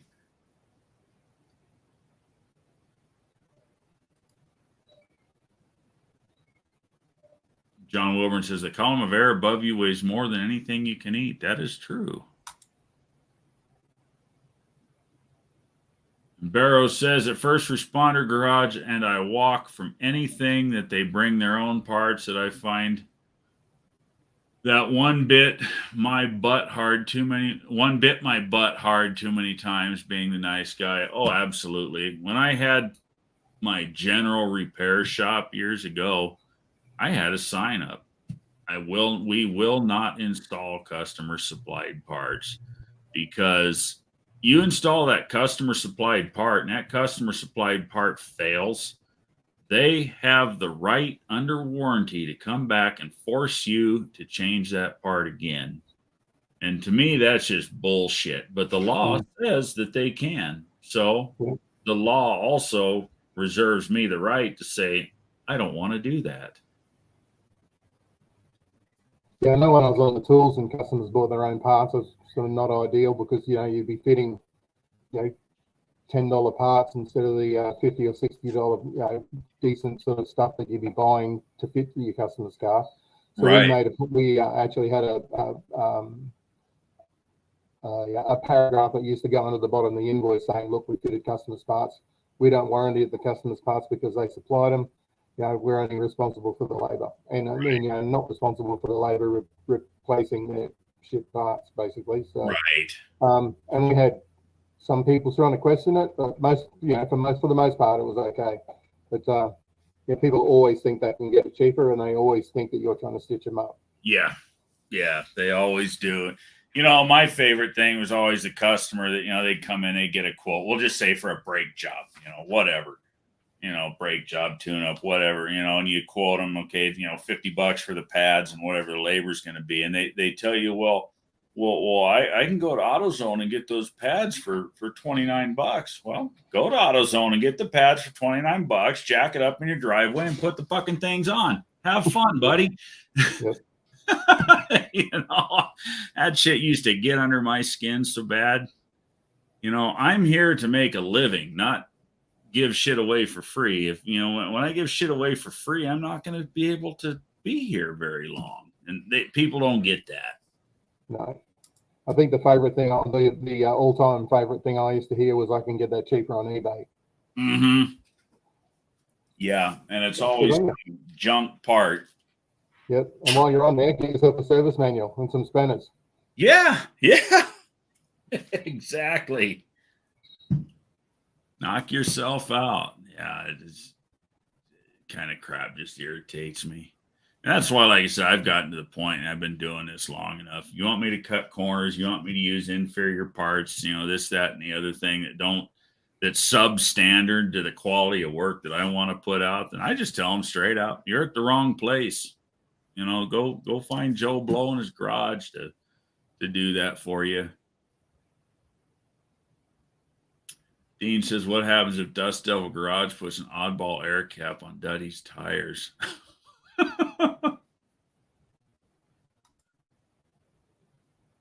Oral Wood Chips is doing the little bit of firewood production that we do. Just the mini excavator every month uses $100 worth of grease and fuel, and we run it on red dye. Oh, yeah. Absolutely. And those mini excavators ain't cheap either. I got a buddy that's got 4 of them.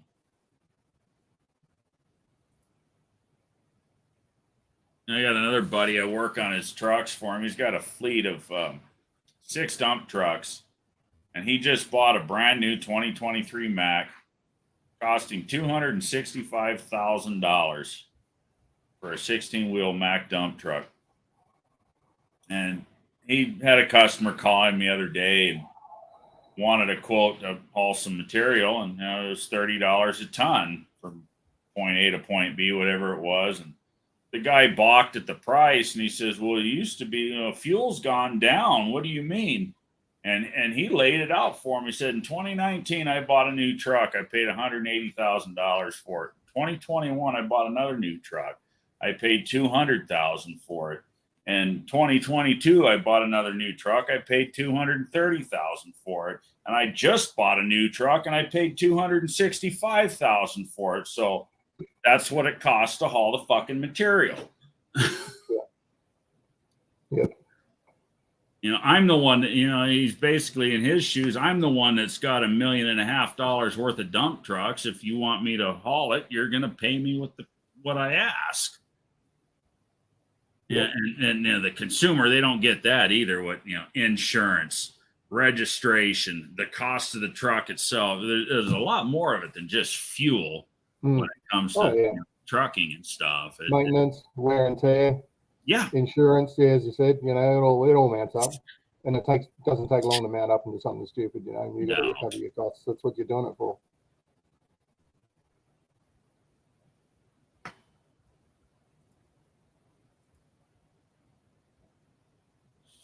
First responders says, "So now that I've ordered my gear sets, I should tell you guys that Amazon has 9 1/4 motive gear sets for $140 and master kits for $89. Timkins. That's not a bad price." That's pretty good.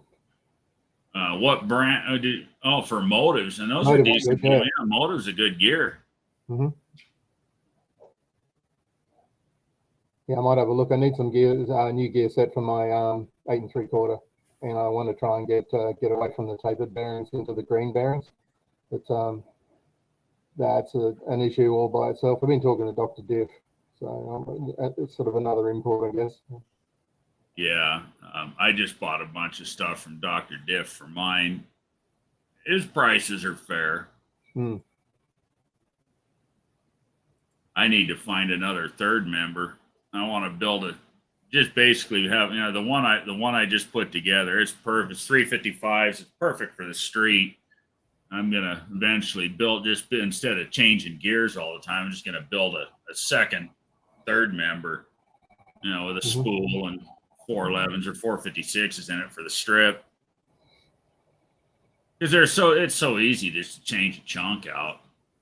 Yeah, half an hour and you're done, sort of thing. It's not too bad. Yeah. I'm going to do that too. I'm starting to stockpile some centers, which is easier said than done over here. But I've got 3 now. I just want to try and get some gears. I've got a 456. I've got a 323, and I've got some 3.5 gears and another center to put it into, and put the true track in. Because everywhere I go from here is probably at least a 30-minute highway drive to get to somewhere, and then to wherever you go from there. So.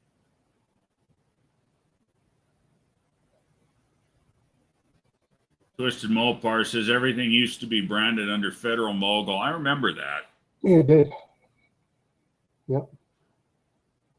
First responder says Barrows, if they bring their own parts, I'll do it, but make sure they understand there's no warranty on the repair or labor, and if it doesn't guarantee their part will fix the problem, most understand.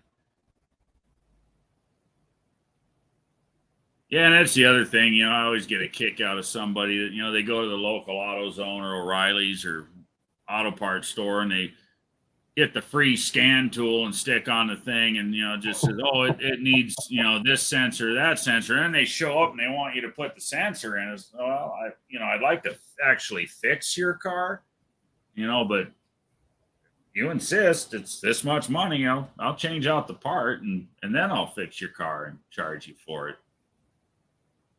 I don't think those $20 or $30 scan tools are worth a damn, are they? Right. Whirlwood Chips says, I don't think it's related, but I charge more for firewood if you pick it up than if I deliver. I don't want people at my fucking house. Right? Yeah, that makes sense. Yeah, you hear too many stories of people coming around your house to pick up parts and then come back later to pick up some more. Right. Yeah, that used to be a thing here for a while. It's like the New Zealand Customer Guarantees Act, a failed piece of legislation.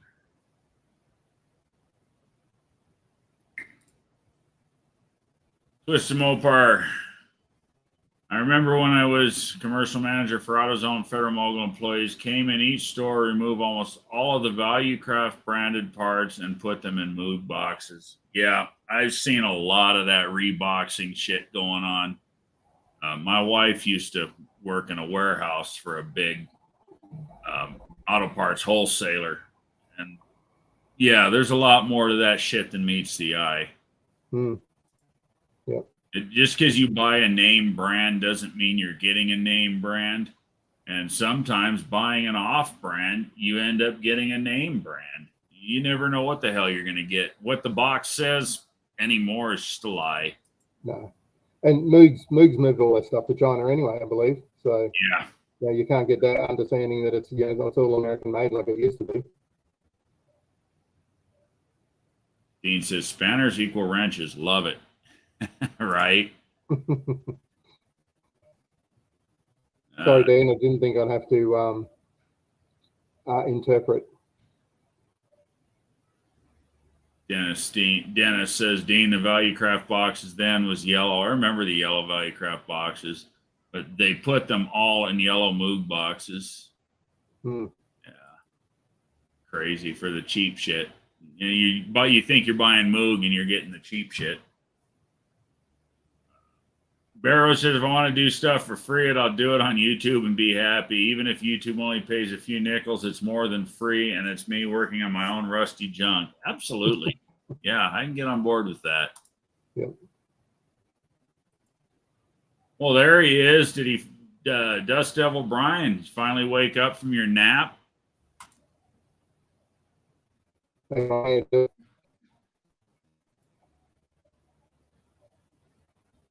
Dean says, yes, Duddy's air caps. Massive improvement. I'll have to do something there. I don't get that. So. World of Wood Chips says, our equipment is paid for, and even when they aren't, free to run, right? No. Yeah, people understand that. The shit doesn't run for free. Dougster's headed to bed. Have a good time. The Dougster is out. Good night, Dougster.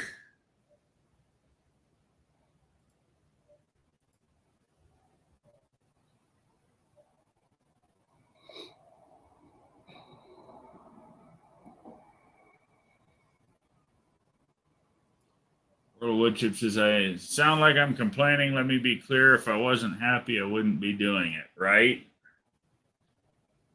Yeah, that's the thing, anyone in business now, you've got to be in it to either make money or you love it, or both. Absolutely. You just got to take it for what it is and work with what you got. Prices of everything have got to go up. People have got to understand that the price of, people know, like you only got to shop at the local supermarket to know the pricing and everything's going up. They're blaming it on everything, but I can't understand why COVID messed up so much shit. We're in a situation over here now where we can't get anyone to work because during the COVID thing we had basically had a year off everything. I don't know whether you guys got that or not, but we're at a point now where we can't get employees. Like nobody wants to start.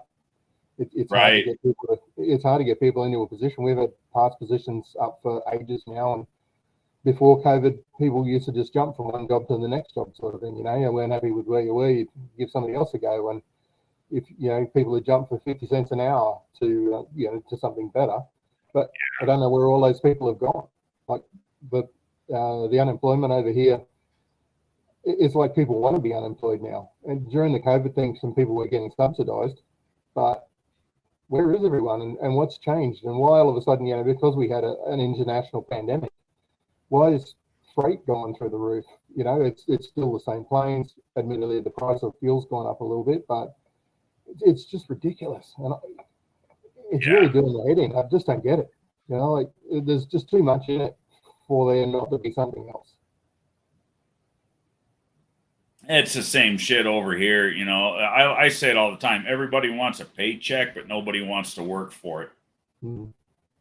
It's the same shit over here. And it same, just like you, it's same shit. Started with COVID. And the excuses that came along with it. Dean says, someone decided On the Standard Oil rule, if people want to try to bankrupt us, we're going to pay cost plus a proper margin. Yeah. Hmm. Hey, Ed. Welcome, Hey, Ed. man. How you doing, Ed? Ed's good people. He is. First Responder Garage says, we keep going at this rate, we'll be working for pennies just like any third world country just to survive. We're heading that way if We shit are. doesn't change. Yep. And it's not just you guys, it's everyone. We're the same. Yeah. You know?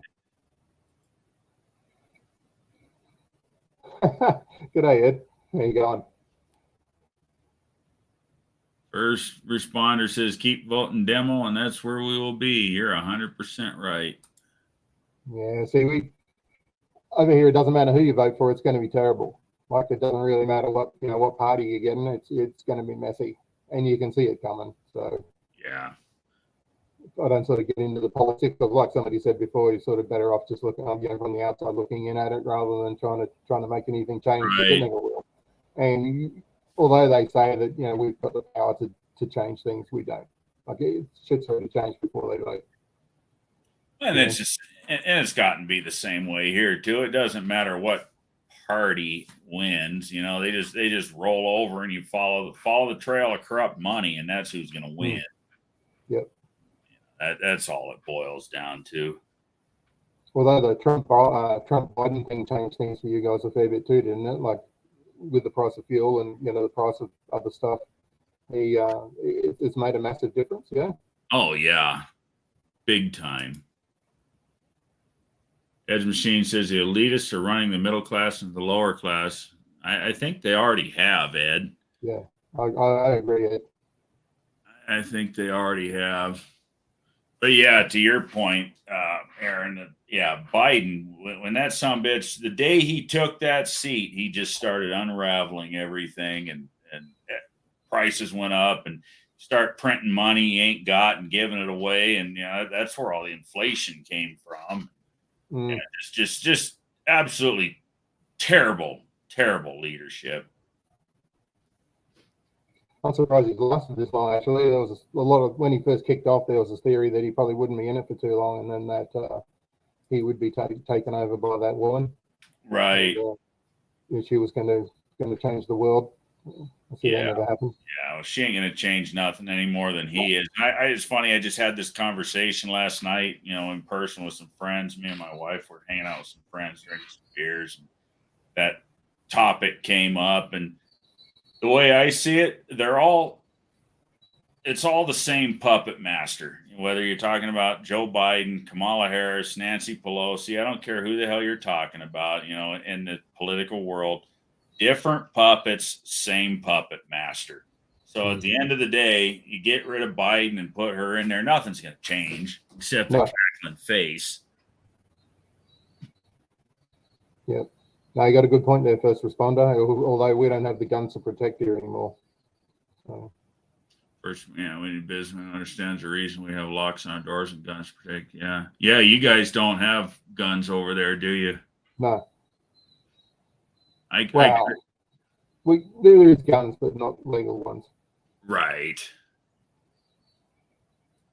Yeah, they made us cash in all our guns after the massacre in Tasmania. That kid allegedly shot 30 people or something, so they wanted to disarm Australia. So basically, they made everyone hand their guns in. Yeah, I think that. I honestly believe, and I hope I'm right, that'll never happen here. No, I don't think so. If it does, it'll be the day I die, because they'll take mine out of my cold dead hands. And I'll take as many of them as I can with me. And I'm not the only one that feels that way. And, maybe they'll succeed, maybe they won't, but the population of the U.S. will shrink by a lot in the process. I like the way you think there, Rose, too. They both use Vaseline, but one dips in the sandbox to watch you flinch. Yeah. Well, Ronald Reagan said it best. The scariest thing you'll ever hear is, I'm from the government and I'm here to help. Yeah. Yeah. First responder, you lock your door. We have to now. you know. Edge Machine says, used to be a Democrat, was for a working man. Today, they're for men that don't work. You know, it's funny. That was part of the same conversation I was having with my friends again last night on this topic. This new generation of Democrats is not what they used to be. I've never been much of a left-leaning person, but I could at least get on board with some of their policies. And nowadays, they're just downright evil. It's not the same. They're not the same.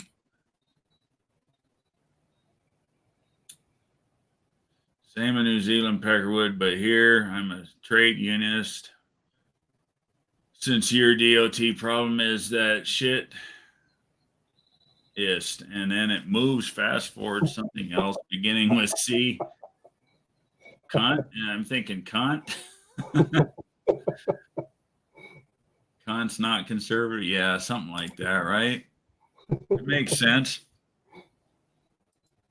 Saying, hey, Twisted says, I don't lock my door. You better be invited. If not, you best get right with God. Yeah, I say the same thing. I say get right with Jesus, but it's the same thing.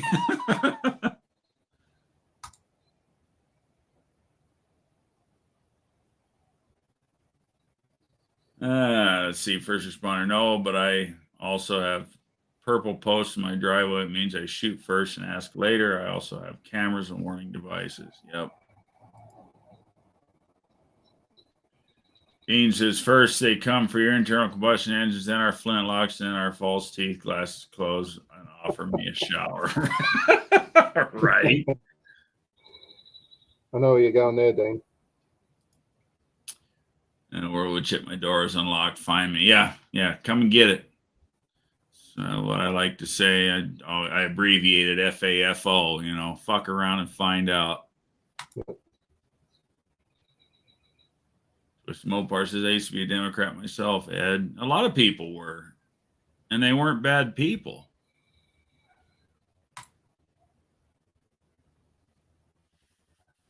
Dean Stevens said, I grew up hardcore left, but then I realized it was what I was saying yes to. Yeah. But, you know, that's the thing is it's evolved into something that it never was. It's evolved into self-serving evil. It's just not what they claim it to be. Not what, you know, like it used to be for the working man. You know, they were for the working man, and now they're for the man that won't work. Everything's free. Everything's a handout. Well, that system won't work. And how the government gets its money from collecting taxes. If nobody's working and everybody's collecting the handouts, that means they're not paying taxes. Eventually, that system is going to implode. Also, they could slow down handing out some of our tax money, which you're not collecting. No, they could slow down a little bit on handing some of our tax dollars to places that don't need to be. Right. You know, we gave millions and millions and millions of dollars to the Ukraine. Like, if there's any problem in Australia, do you think the Ukraine will give a shit? No. Absolutely not. The same thing over here. You think Ukraine to give a shit? No. Well, it's not only them. You know, like we had, the world, you know, basically Australia's always on the front foot to hand out money to other countries in the world for aid. That's fair enough. But we've got some problems here that need some looking at. And we've got no money because they're passing it out. You know, we had a whole state here that was on fire at one stage a few years ago, and no one gave a shit. Like no one came here to help. Yeah, I think you guys sent a couple of planes over to help put out some fire, but as far as any aid goes, nothing. We just left to it. You know, it's real. That shit really burns me. So yeah. Wow. Yeah, that wasn't supposed to be a pun, but you know what I mean. Oh yeah, and that's the kind of shit that burns me up too. Is I'm all for helping the other guy. I'm not completely a self-centered son of a bitch, but I want to see everything fixed here, and then what's left over, then you can help. And if they would quit padding their own damn pockets, there would be plenty to go around. Yep. You know, it's like you know, if you ain't got something to eat, come on over, man. I'll feed you. But if I ain't got enough to feed my kids, or I got barely enough to feed my kids, well, sorry, I can't help you. You know, yeah. You know, I'm not going to leave my kids go hungry so I can help a stranger out. You know, but when you got the means, hell yeah, there ain't a better feeling in the world than to help somebody out that's really in need. But you got to have the means. If you ain't got the means, you got nothing to give, and that's what they don't understand. No, that's a really good way to put it. What you said just there is exactly is a really good way to put it. Yeah. You know, I think you guys and us are in a similar sort of position. We've got a massive housing crisis at the moment where rents are getting ridiculously stupid. And again, after COVID, you know, everybody put their rent up. You know, landlords put their rent up $100 right across the board, sort of thing, because it was COVID. Like, yeah, the interest rates gone up.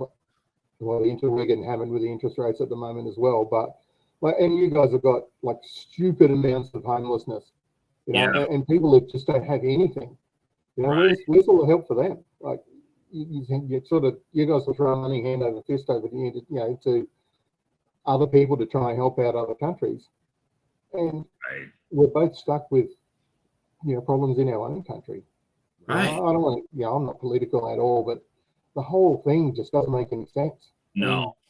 And people, the rich are getting richer, and us poor dudes down this end are just copping it. You know. Yeah, shit ain't right. It just ain't right. Ed's Machine says, I never was a Democrat. Yeah, me neither, Ed.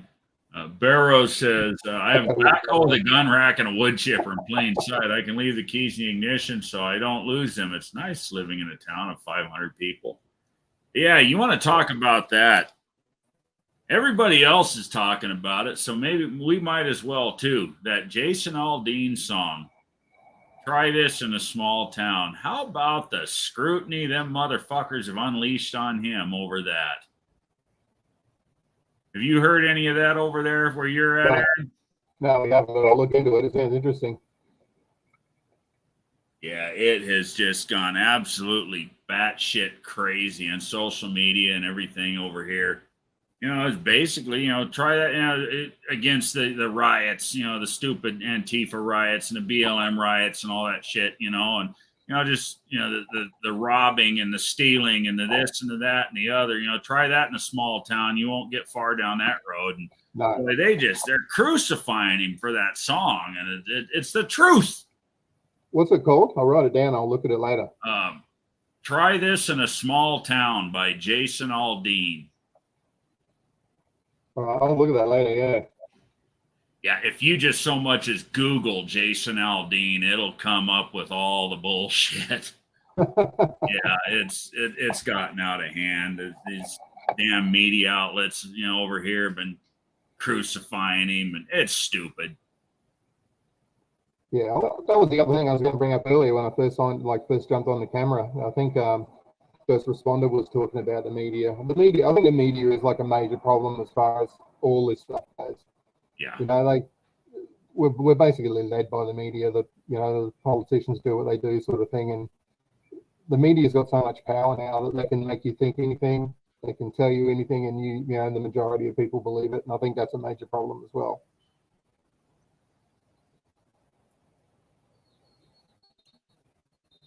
World Woodchip says, come on in, meet my hound dog Blue. She's fat and cranky, and you're in her house, right?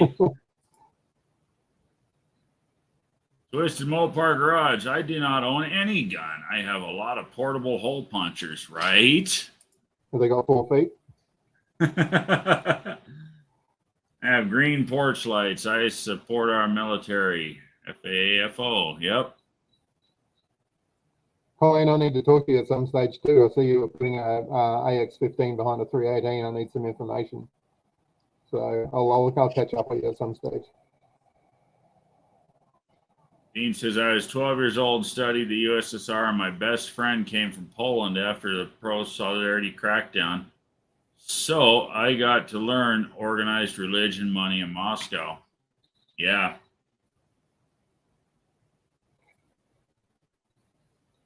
Barrow saying, hey to Ed. It scares the shit out of me, says Dean, right? First responders, Democrats from enslaving people to the government. It all goes back to Martin Luther's wife and drinking and Martin's drinking habits. Yeah, right?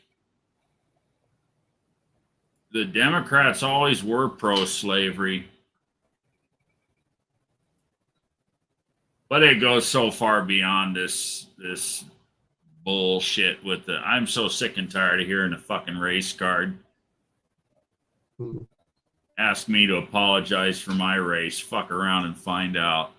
Yeah, we I have that did. here at the moment. Actually, Yeah, there's a bit of that going on in Australia. Yeah. They're trying to get something passed for the Aboriginals of Australia, who are like the original people from here. But they said that they're going to pass a bill. They want people to vote on the bill, but they won't tell you anything about it. Right. So,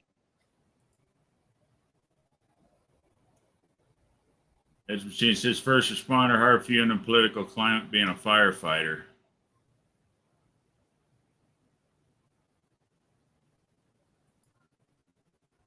Correct, wood chip females are much protective in most cases. Yes, that is true. mm-hmm. Oh, got to protect dad is a whole other world of hurt. Right? I did not train her to be that way. She was my ex-fiance's dog and she chose me. It's funny when that kind of shit happens. Colleen says, Officer Tatum did a great video about that. He crucified the view. I just watched that video this afternoon, Colleen. Yes, that was a great video. That would be a good, if you want to check out the Jason Aldean shit, that would be a good one for you to look up. On the view. Yep, Yeah, okay.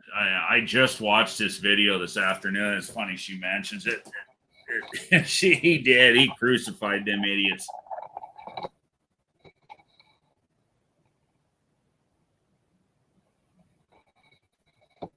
It'll give me some homework for later when I'm having a few beers.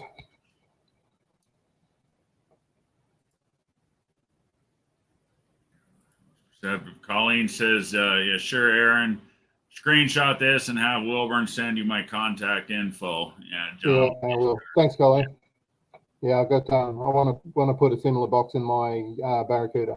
So I heard a bit of fiddling around. I just want to have a bit of a chat with you about how you're doing yours.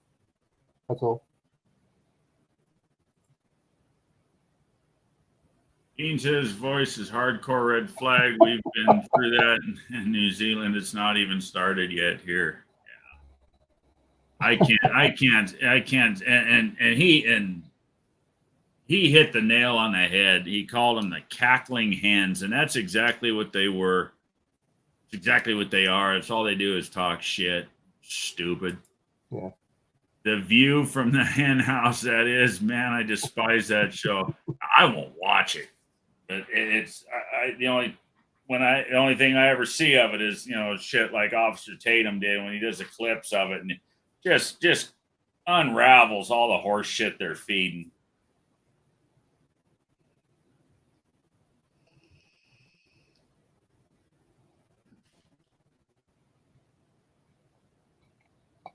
Yeah, but that it's actually a great song. If you listen to the lyrics in the song, it's, you know, basically try that shit in a small town and see how far you get.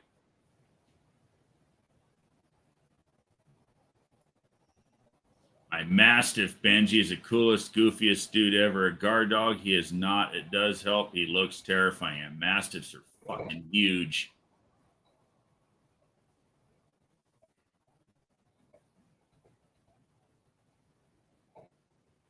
How much does he weigh, Wood Chip? That Mastiff.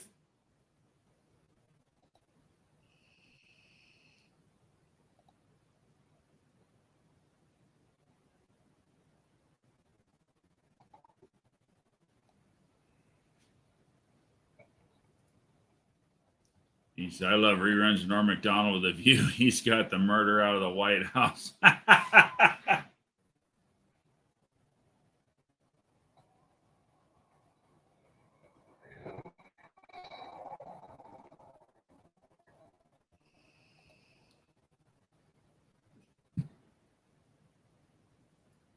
He's a little guy, just 125 pounds. That's still a big boy.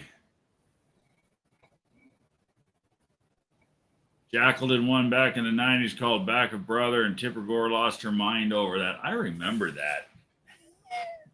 I remember that.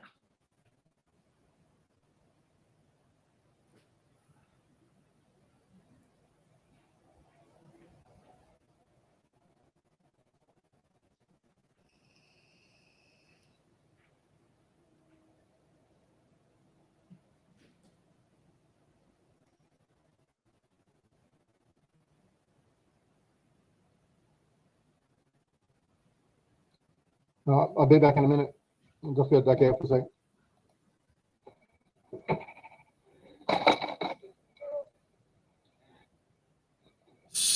sec. Same weight as my Cortina engine. Yeah.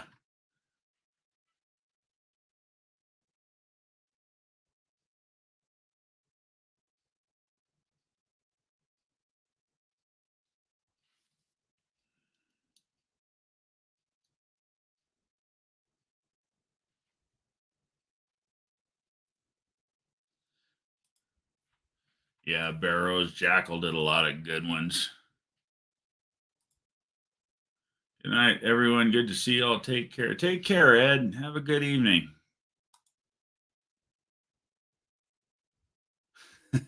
Dean says he's upside down. Wood chip, the bigger they are, the bigger the baby. I'd take on a Mastiff before a Chihuahua. Chihuahuas are mean little shits. They can be mean little shits. Very good point.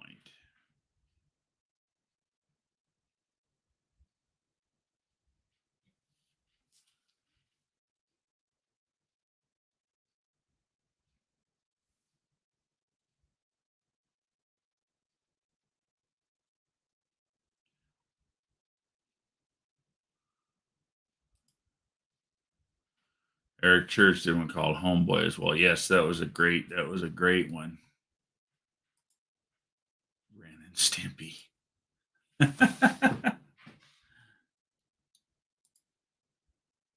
I just listened to the song for the first time.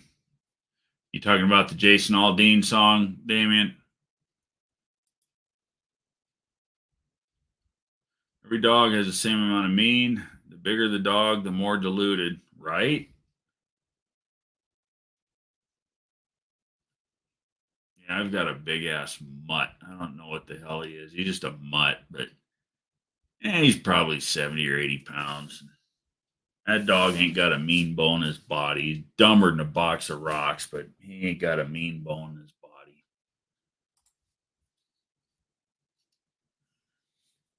Yeah, good song, ain't it?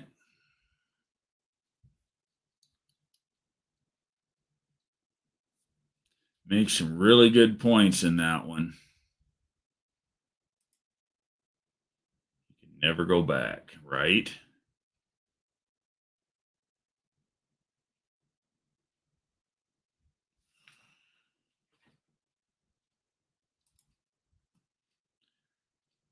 Let's see. World of Woodchip says you will note these do not add up to 100%. And that is because the graph was made by a woman. Norm was legendary. Yes.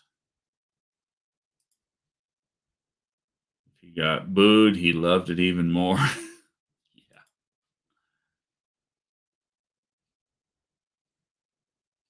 Yeah. The trolls and the naysayers, they just bring personality.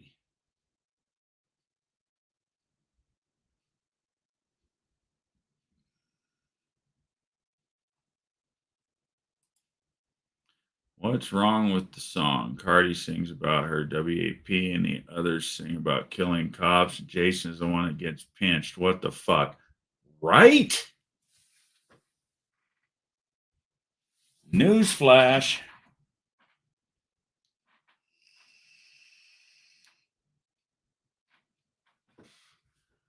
Yeah, I don't know. It's a fucked up world.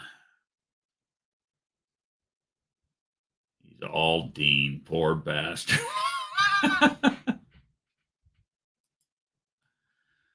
Jason Aldean was on the same country fair 38 special years ago, and we followed with the monster trucks the next night. I got to see all those guys a lot that year. That's cool. Really good guy in person. You know, who's another one I like to listen to is Aaron Lewis. I don't know if anybody knows, any of you guys know who he is. He was actually the founder of the band Stained. I'm sure you guys know Stained, but he's gone country. And he did one called Am I the Only One? That's a really good one, too.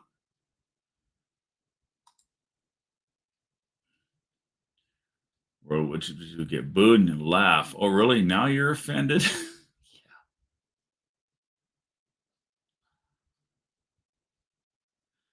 Yeah, I like that kind of comedy.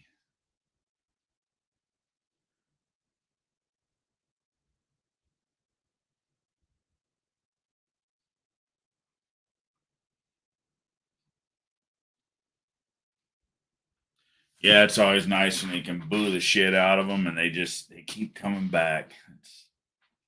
It's fun. That's why I got no filter. I really don't give a shit what people think. If you don't like me, don't listen.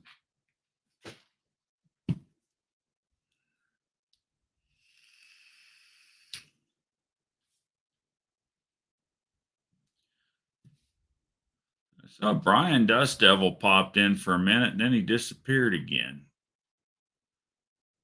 Probably working on his car when it's not hot out. Kind of weird. Did anyone see my comment about Tom McDonald? I didn't see it in the chat. No, I did not see that comment. Tom McDonald is awesome.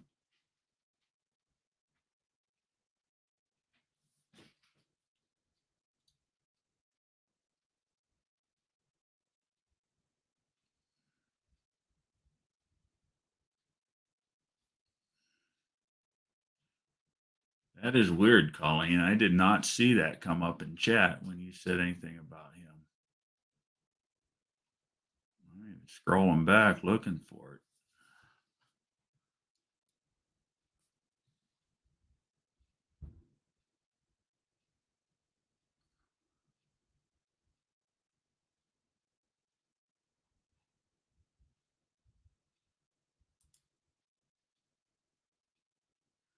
Hope I don't piss anyone off with this statement, but he knew exactly what would happen when he put that song out. The music industry is making a ton of money off the outrage. It's all about the money. I wouldn't doubt it. But I do like the song and I like what it stands for. And if he's making money off of it, more power to him.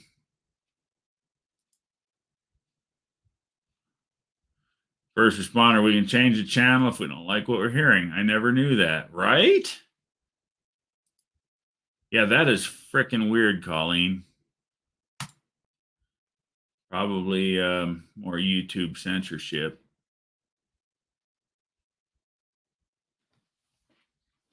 Dean says, I wouldn't watch Saturday Night Live when he was on. My mother-in-law was Scottish, and even she censored me for being too sarcastic. Norm was the same, so I self-censored not watching SNL for her sake.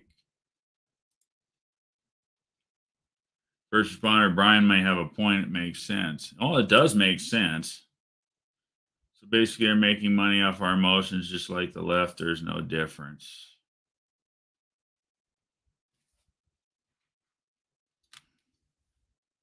I don't know if the left is making money off of our emotions, though.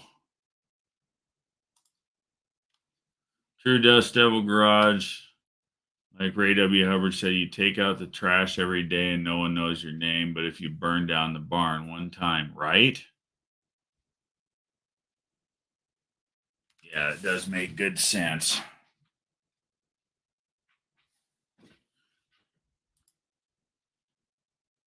We barrows, it makes a huge smoke signal. And she passed on. I binge watched Norm for 2 years. The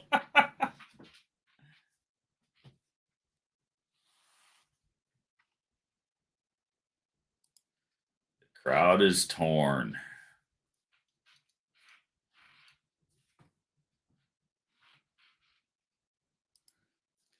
Dust Devil Garage is putting us against each other, makes us weak people. We need to wake up and see we're being used by both sides.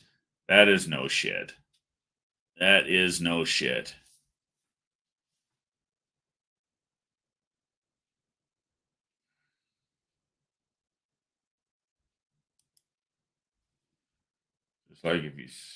Just like if you screw with just one goat, right? No one gives a shit about us but us. No, you're 100% right on that one, Brian.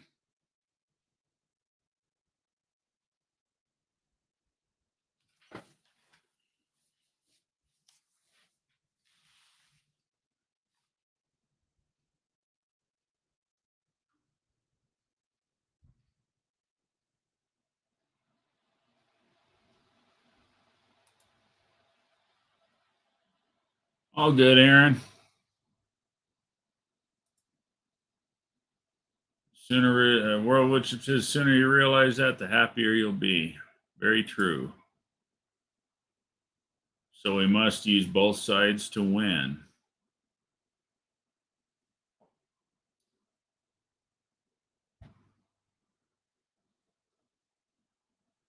Ryan says, sorry, the whole thing has me pissed off. Well, what has me pissed off is that anybody thinks that they can tell him what he can or can't fucking sing, whether the music industry put him up to it or whether he wrote the song and put it out himself. There's a lot of controversial songs out there like that. It's called our First Amendment, freedom of fucking speech. He should be able to say whatever the fuck he wants to say without getting crucified for it. And yeah, that pisses me off. Just like you or anybody else should be able to say whatever the hell you want to say and not take shit for it.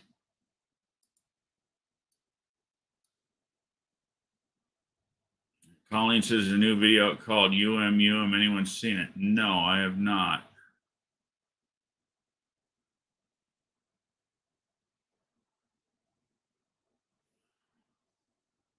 That almost looks like that's been censored. That UM. That's kind of weird. What's that, Colleen? Charles Bukowski did a poem back in the 70s called Genius of the Crowd. Very, very good and so true. I'm on the outside of the notebook and a pencil.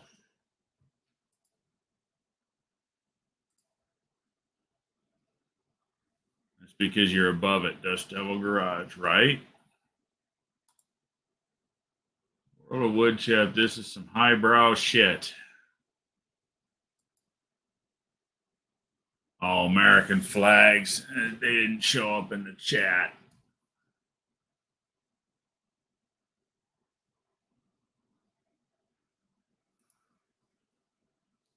Dust LSI group, a small town and ain't picnics and country fairs is mostly meth and food stamps. Not all small towns, but yeah. Some, yes.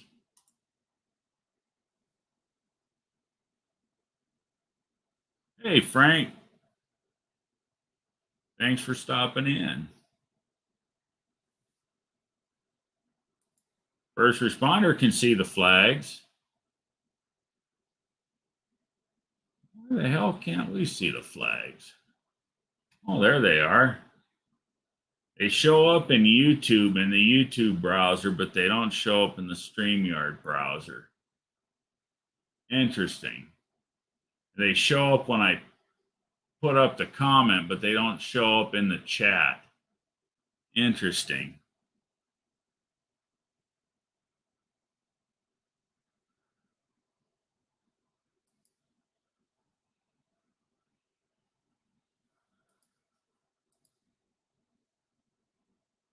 And when I put up Colleen's, it shows up in YouTube browser, but not in StreamYard. Huh. Strange.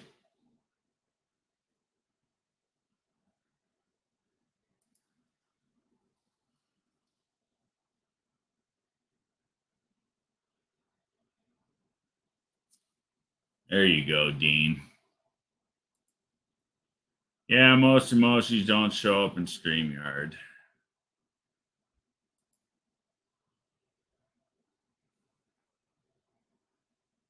Hey there, Frank. Fomoco Love lives here. Dust Devil Brian says things are fucked up everywhere and no one is doing anything about it.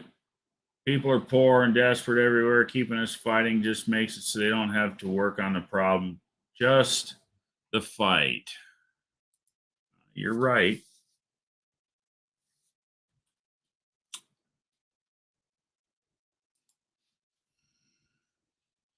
Calling T was everything I've typed about Tom McDonald does not come through. Hang on a minute here.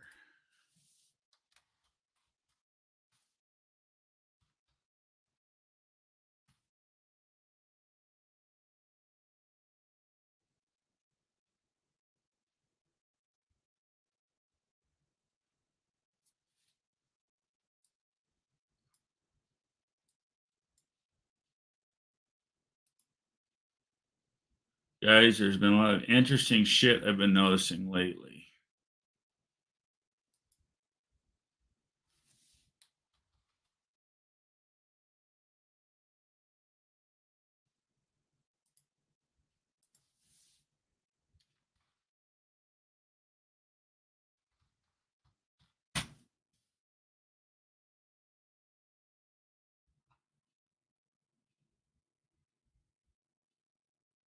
No, Colleen, big media does not like him.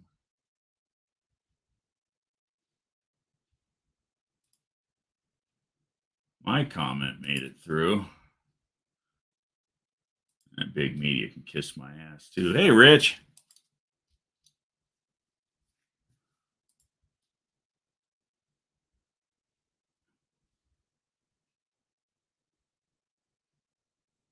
Brainwashed is one of my favorites by Tom McDonald.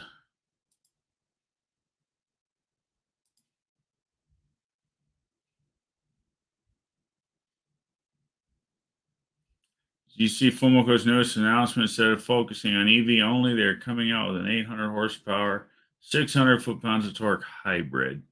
Well, yeah, they're starting to wake up that the woke ass EV shit ain't going to cut the mustard. It was all a political game.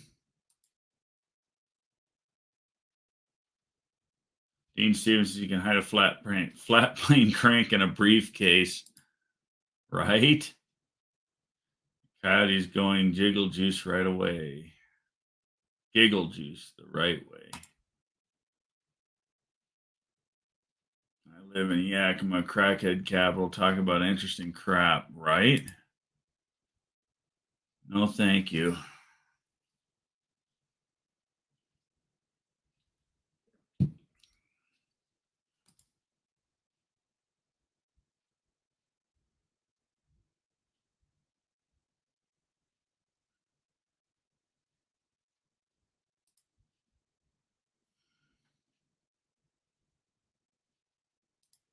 World Woodchip says it doesn't matter who gets elected, the economy, what the economy does, who gets censored. The horses don't know and they poop just the same. Yep. So why has fuel gone up 35 cents overnight? Because Biden farted, probably.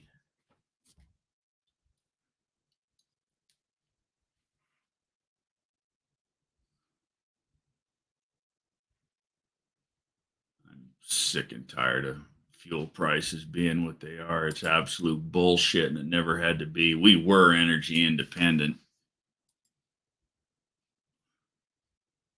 Yakima was a rough show to do. It was the only show we did that someone stole my jacket. Shit. Saw a new EV Mustang today. It looks like shit. Well, it is shit. It's a fucking joke.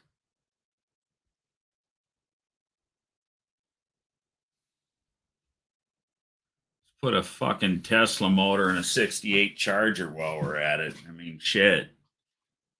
No, thank you.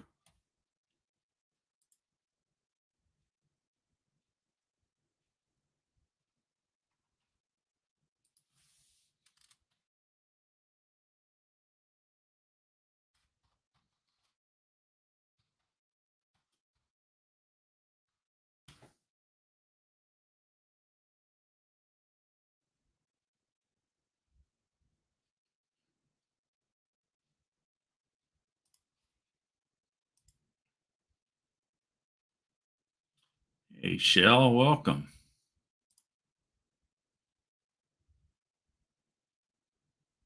No surprise, Bear Rose.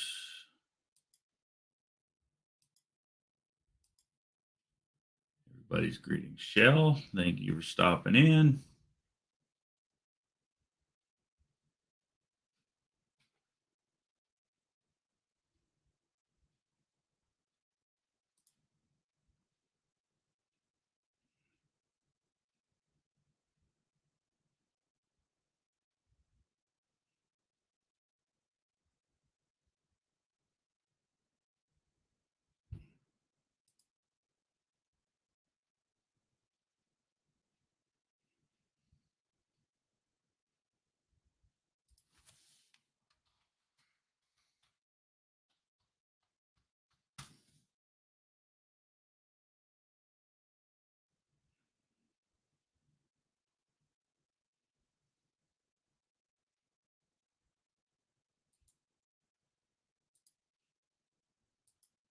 That's funny.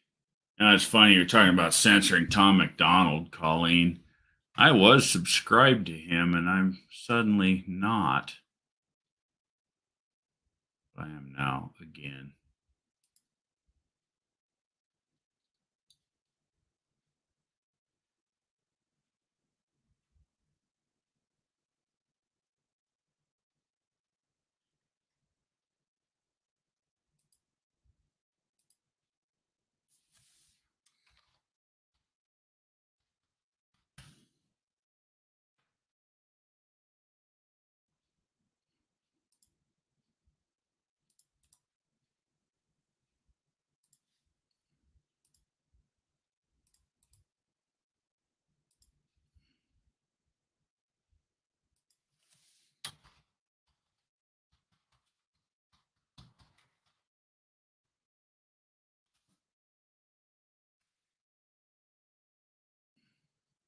So I feel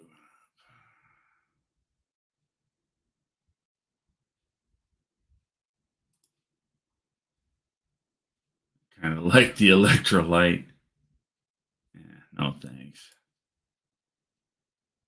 First, I browsed with the statements about the crankshaft.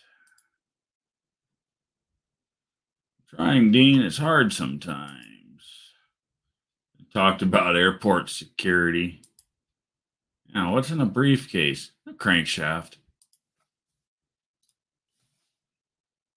Guys, I have to wake early. Hopefully, get this Durango off the lift finally. That'll be nice.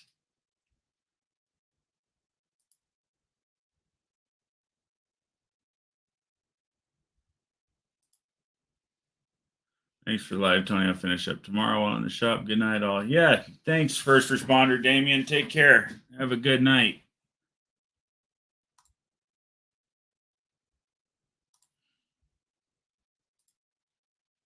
He's got a Discord, too.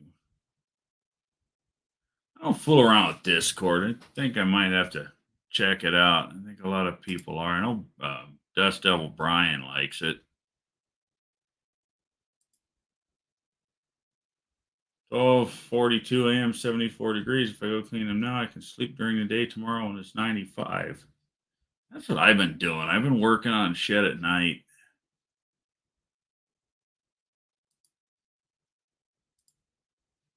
Hot as shit, right? I hear you, wood chip. It's been like that here in Idaho as well.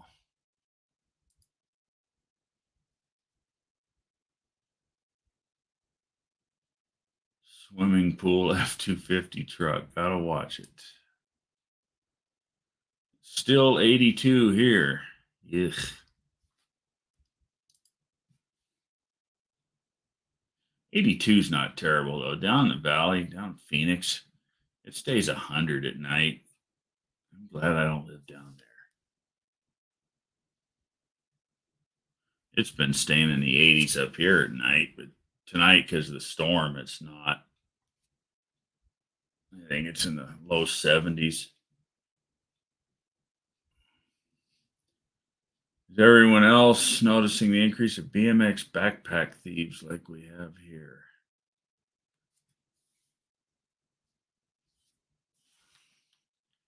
Doesn't surprise me. Airport security by George. Yeah, that was a funny one, Colleen. It was 106 in the terminal today. That is yuck. Brian likes Discord because he's a gamer. Okay. Is that what it is? It's a gamer thing.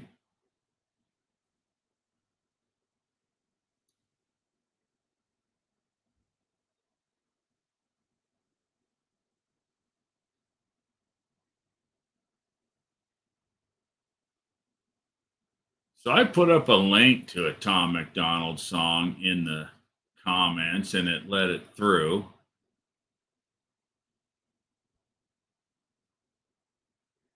That's weird. That is weird that it wouldn't let you post Tom McDonald stuff.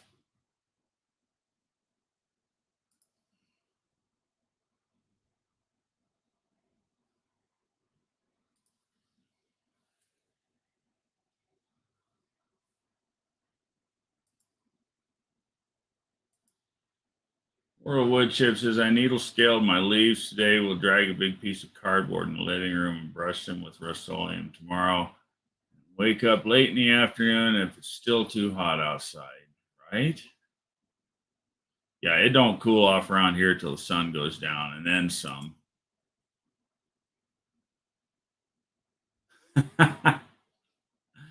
Discord is a gay main thing, but I don't want to be anti-Asian. That's funny, Dean.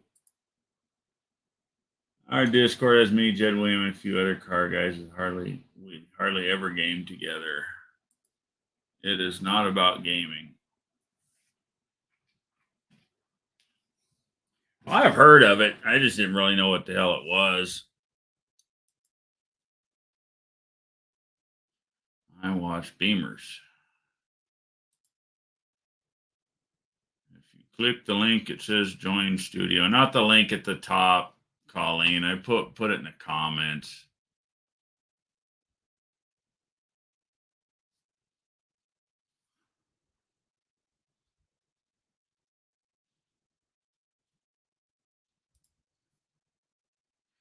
Tell you about work till later. See y'all.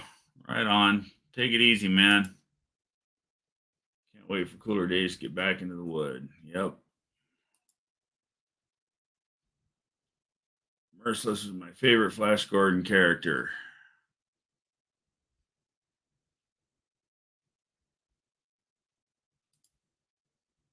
See, Colleen, there's the link. I put it, I don't know, I just threw it up in the comments just to see if I could.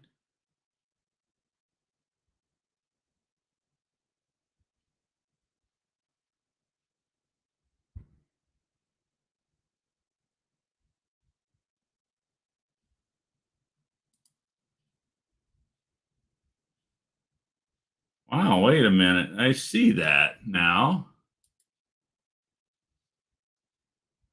Well, I'll be damned. That was not the StreamYard link. That was the link to a Tom McDonald song. Freaking weird. Try it again now. Damn it.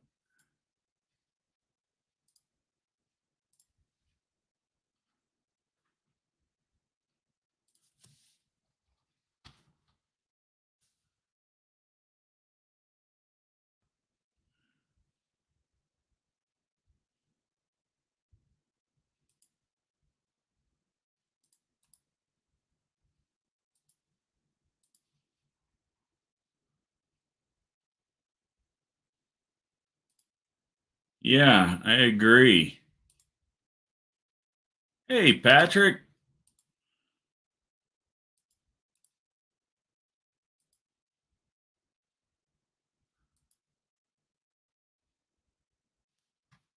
Try that one, Colleen. See if it worked that time.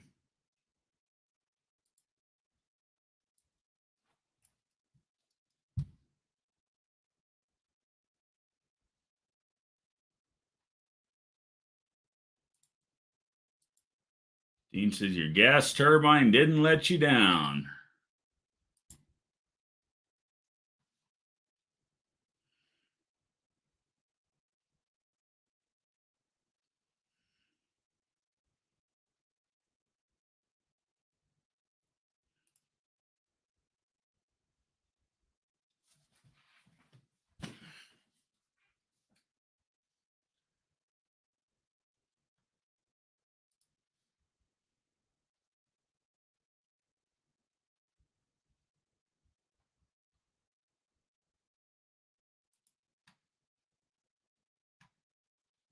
Interesting. Yeah, I think you're right. I think it's a conspiracy.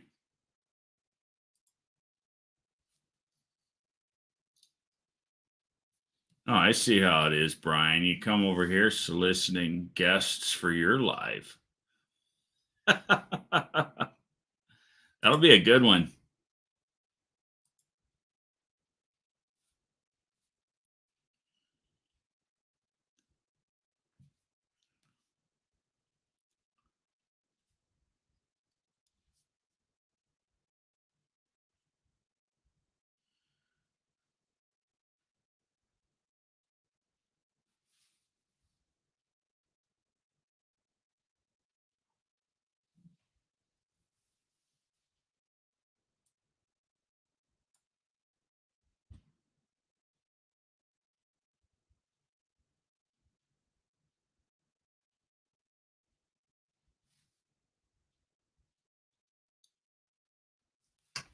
So I heard, Brian, you about got your rear end ready, or you did get your rear end back in the car set up. You're pretty close to taking that son of a gun for a drive.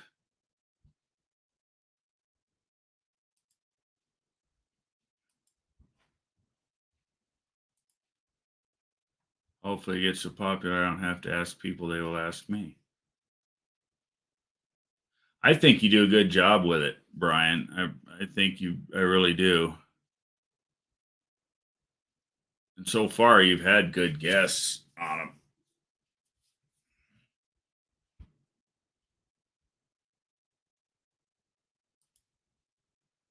Not back in the car yet. Getting brake shit tomorrow on wheel studs.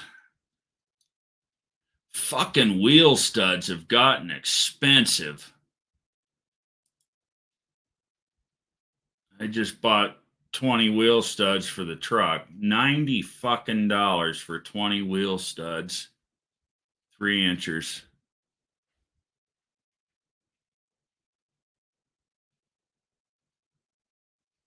Duster's all put back together with a new turbo. I just have to tighten the radiator hoses, fill it with water, and hook up the electric fan. It will be ready to tune. Sweet.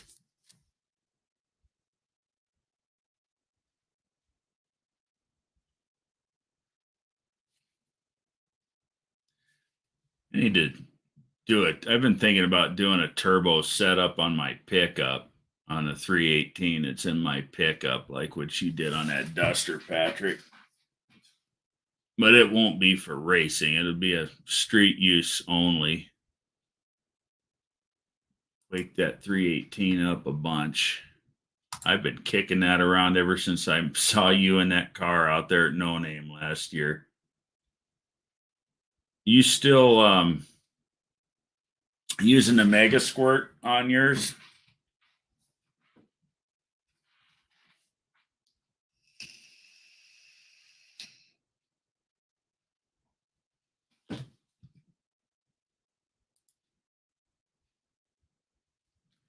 Talk to me about the H15. I haven't started to mock it up. Can I run a hydraulic clutch? The bell housing is set up for an external slave cylinder. Colleen, you should be able to go with like an aftermarket, like a Ram slave cylinder, if you wanted to go with a hydraulic, or go with the factory type setup. I misread your comment there. The bell housing is set up for an external slave cylinder mount. Yeah, you just need to run a master cylinder, of course, for it. Getting your pictures tomorrow, sir. Right on.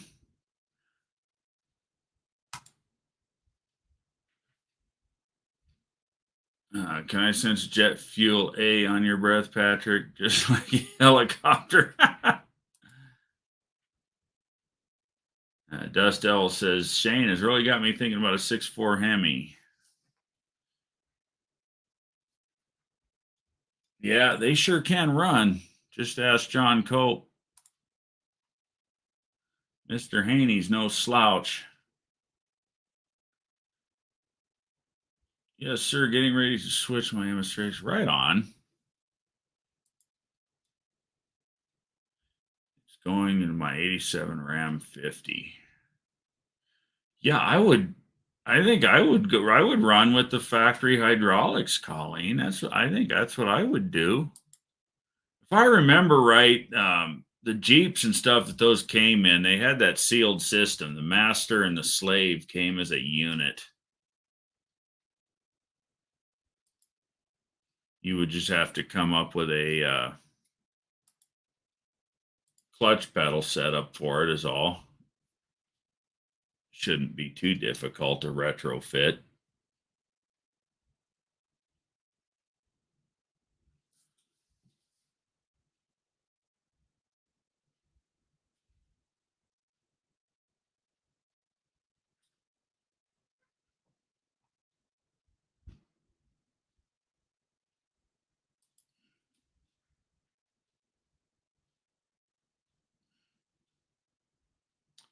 You're running E85 in the Duster, Patrick?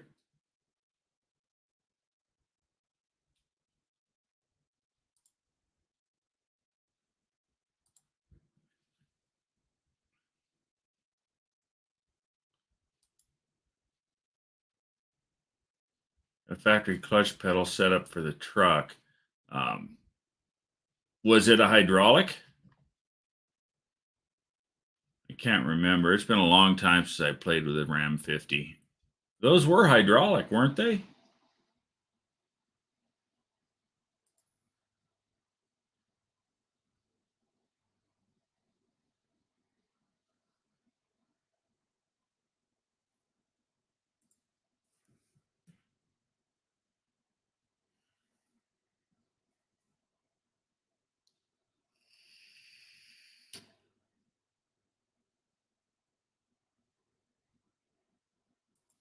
Lane says no clue.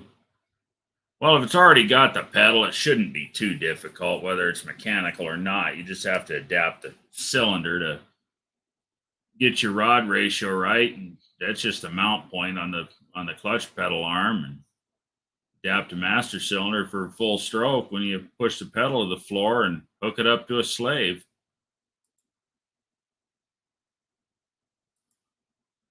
That's your time. Been at 85 since day one. I'm not intercooled. Somehow I missed that. I thought you were running gas. That is cool.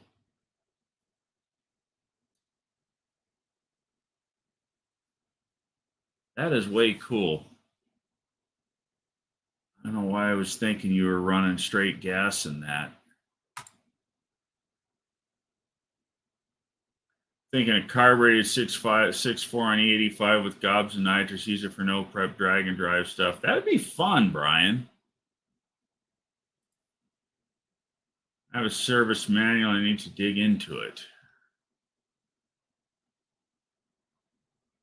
Yeah, I honestly don't think it would be too hard of a swap to do. You just have to build you a firewall mount for a master cylinder and attach to your clutch pedal and go. Use all the factory clutch components. Maybe the truck. That would be really cool, Brian. Do a 6.4 Hemi in the truck.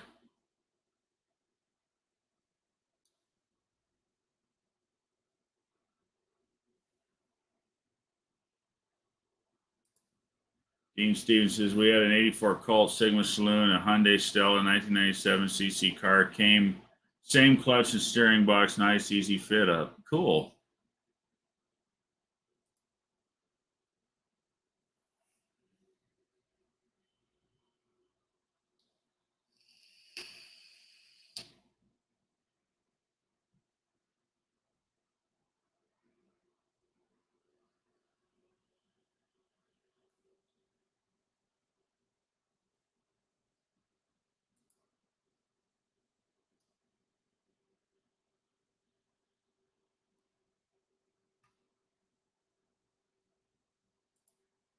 Patrick says, Brian, grab a Hellcat blower and put on the 6.4. Keep the E85 with Hellcat injectors and easy 850 horse.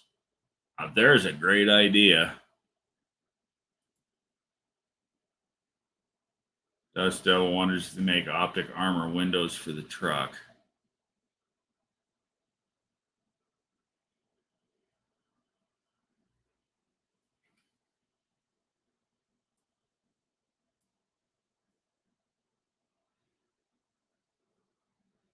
Yeah, I'd like to see that, Brian. I'd like to see you put a Hemi in the truck. That would be cool. But we're at the 3-hour mark. It's 10 o'clock here. I've got dump trucks I got to work on in the morning. So I think I'm going to wrap it up.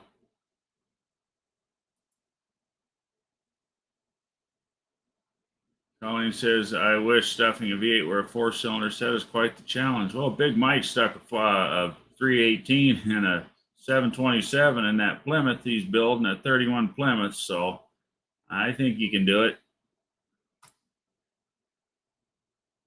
I want to be able to tune with the nitrous for no prep crap. Makes sense. If you have any problems with the steering box, you can go to a powered rack and pinion steering system. The torsion bar front end is like the Alfa Romeo 115 and 116, Alfetta, and Milano systems. We'll get it done. Yes, you will. And we're all going to watch.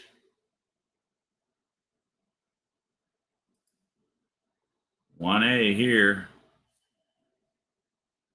Yep. Well, like I said, I got to get up early. Got a bunch of crap to do. So I think I'm going to wrap it up. Appreciate everybody coming by. It's been fun, as always. Everybody in the chat, everybody that joined in the live. It was a good time. And with that, I will see you all next week. Same time, same channel. Take it easy, guys. See ya.